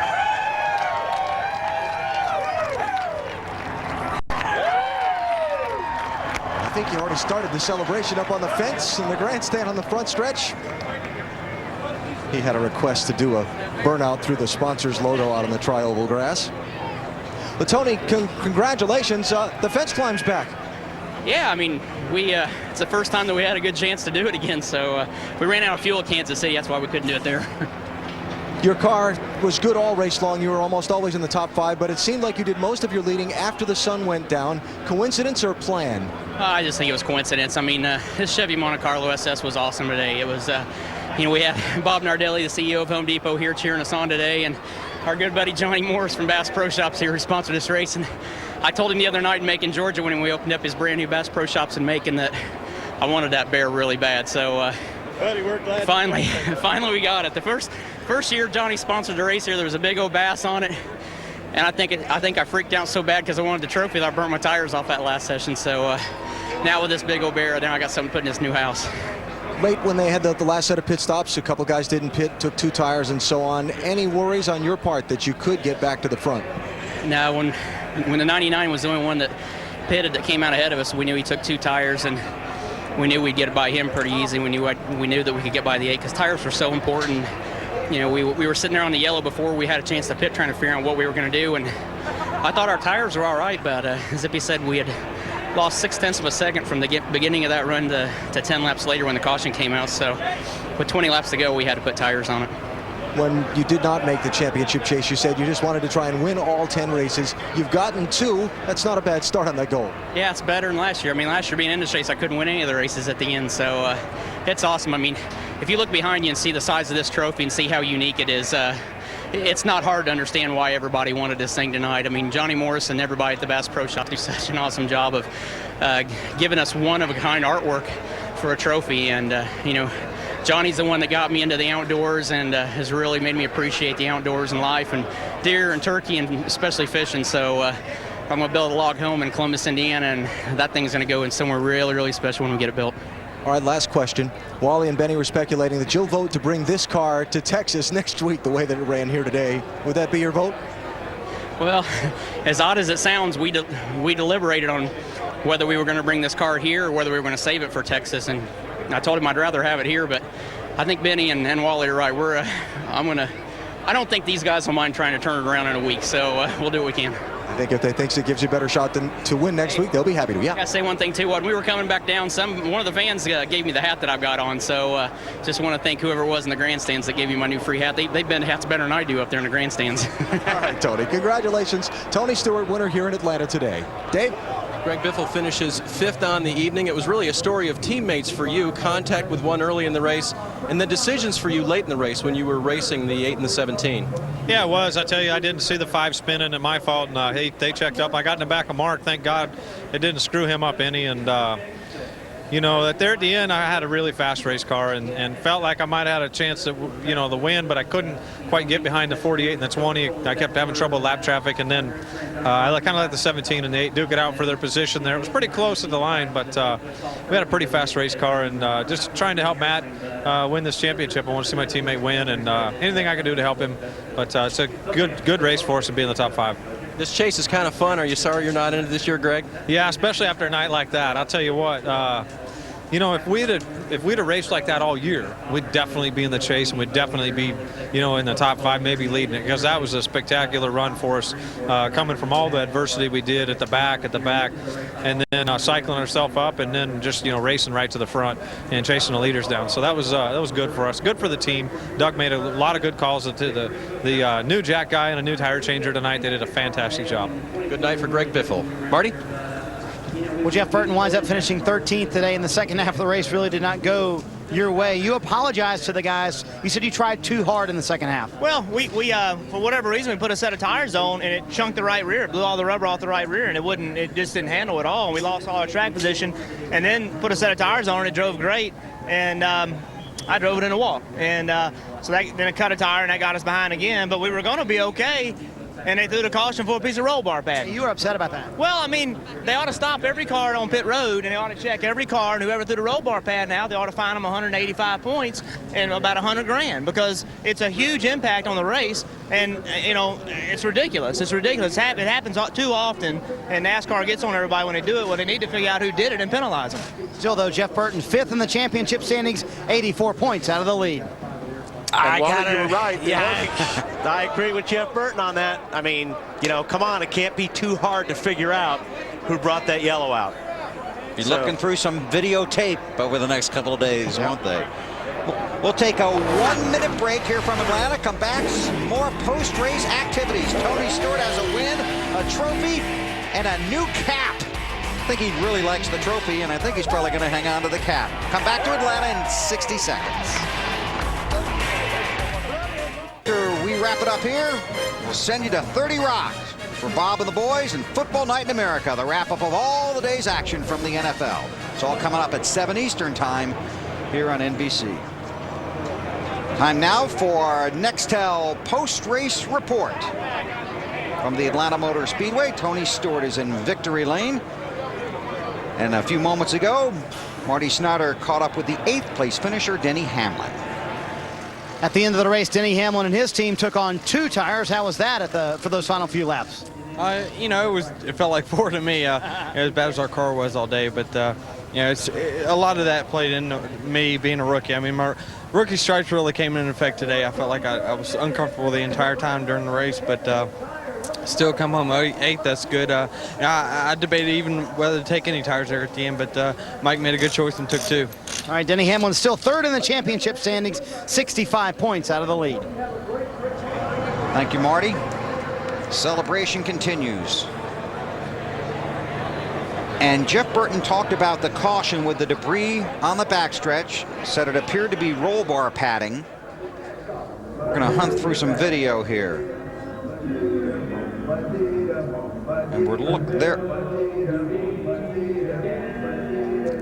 Just like it might have come down the 7 car of Robbie Gordon. Did he get the lucky dog at that time? He got a lucky dog during the race.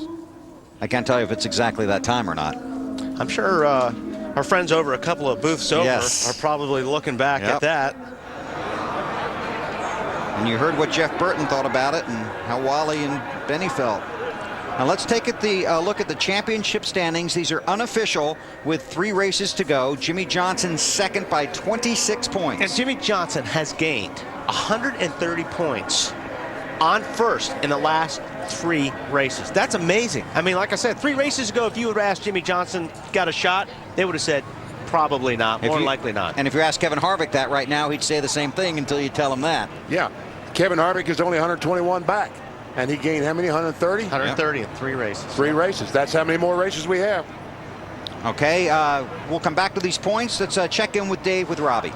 And I think he's looking for a hat back here or something. He just stepped back in. We had him a second ago. No, now we lost him all the way to the front of the hauler. Bill, we'll get back to you. Okay. Keep working it hard down there. Taking you back into the garage where the haulers are. We can pop those points back up so you make sure you get a good look at them. But first, you ready down there, Dave? Yeah, we're catching up with Robbie now. The back of the hauler was coming down. Come on in here, Steve. Pull back. We got a little more curve back in there. Okay, very good. So, top 10 finish for you. Great night for you. We were looking at some debris possibility coming out of your car, roll bar padding, anything like that going on? Not that I'm aware of. You know, we had a good run tonight. We broke a diff late in the race and had a shot at probably better finish than 10th. So I'm pretty happy with the run we had tonight. And we're looking for, okay, Rob, we're showing it now here just so you can get a look at it. Can you guys run it back one more time because we didn't have it right in here. There you go. I'm messing up his hauler here. Robbie, there's your car. Is this what'd you see? Back it up one more time, guys. We're just getting Robbie get a good look at this. Keep going. Keep going back. Back, back, back, back. We just want you to take a look because we're trying to figure out. It may have been something you ran over as well. Might have been something I run over because I definitely didn't throw anything out the window, so I don't know. Okay, we appreciate it. Top 10 run for you tonight, though. Yeah, let's roll it out and check it out. Looked like it came out from the back of the car, actually. Okay, how did you guys have been lucky dog a couple times tonight. I mean, it was, you were, I mean, it was a great comeback for you guys. Yeah, we had a really good night. We lost, we had one bad pit stop. We lost a lap with that, and that hurt us. And, you know, we had a good car. We had a top 10 car all night long. Just started last, and it was hard to get all the way back to the front. Great. We appreciate you taking the time, Rob. Thanks. Bill? Thanks, Dave. And that will be a topic of discussion over the next 24 hours for sure. Tony Stewart celebrates here in Atlanta. Saturday on TNT at 2 Eastern, it's NASCAR Busch Series racing from Texas, presented by Star Motorcycles.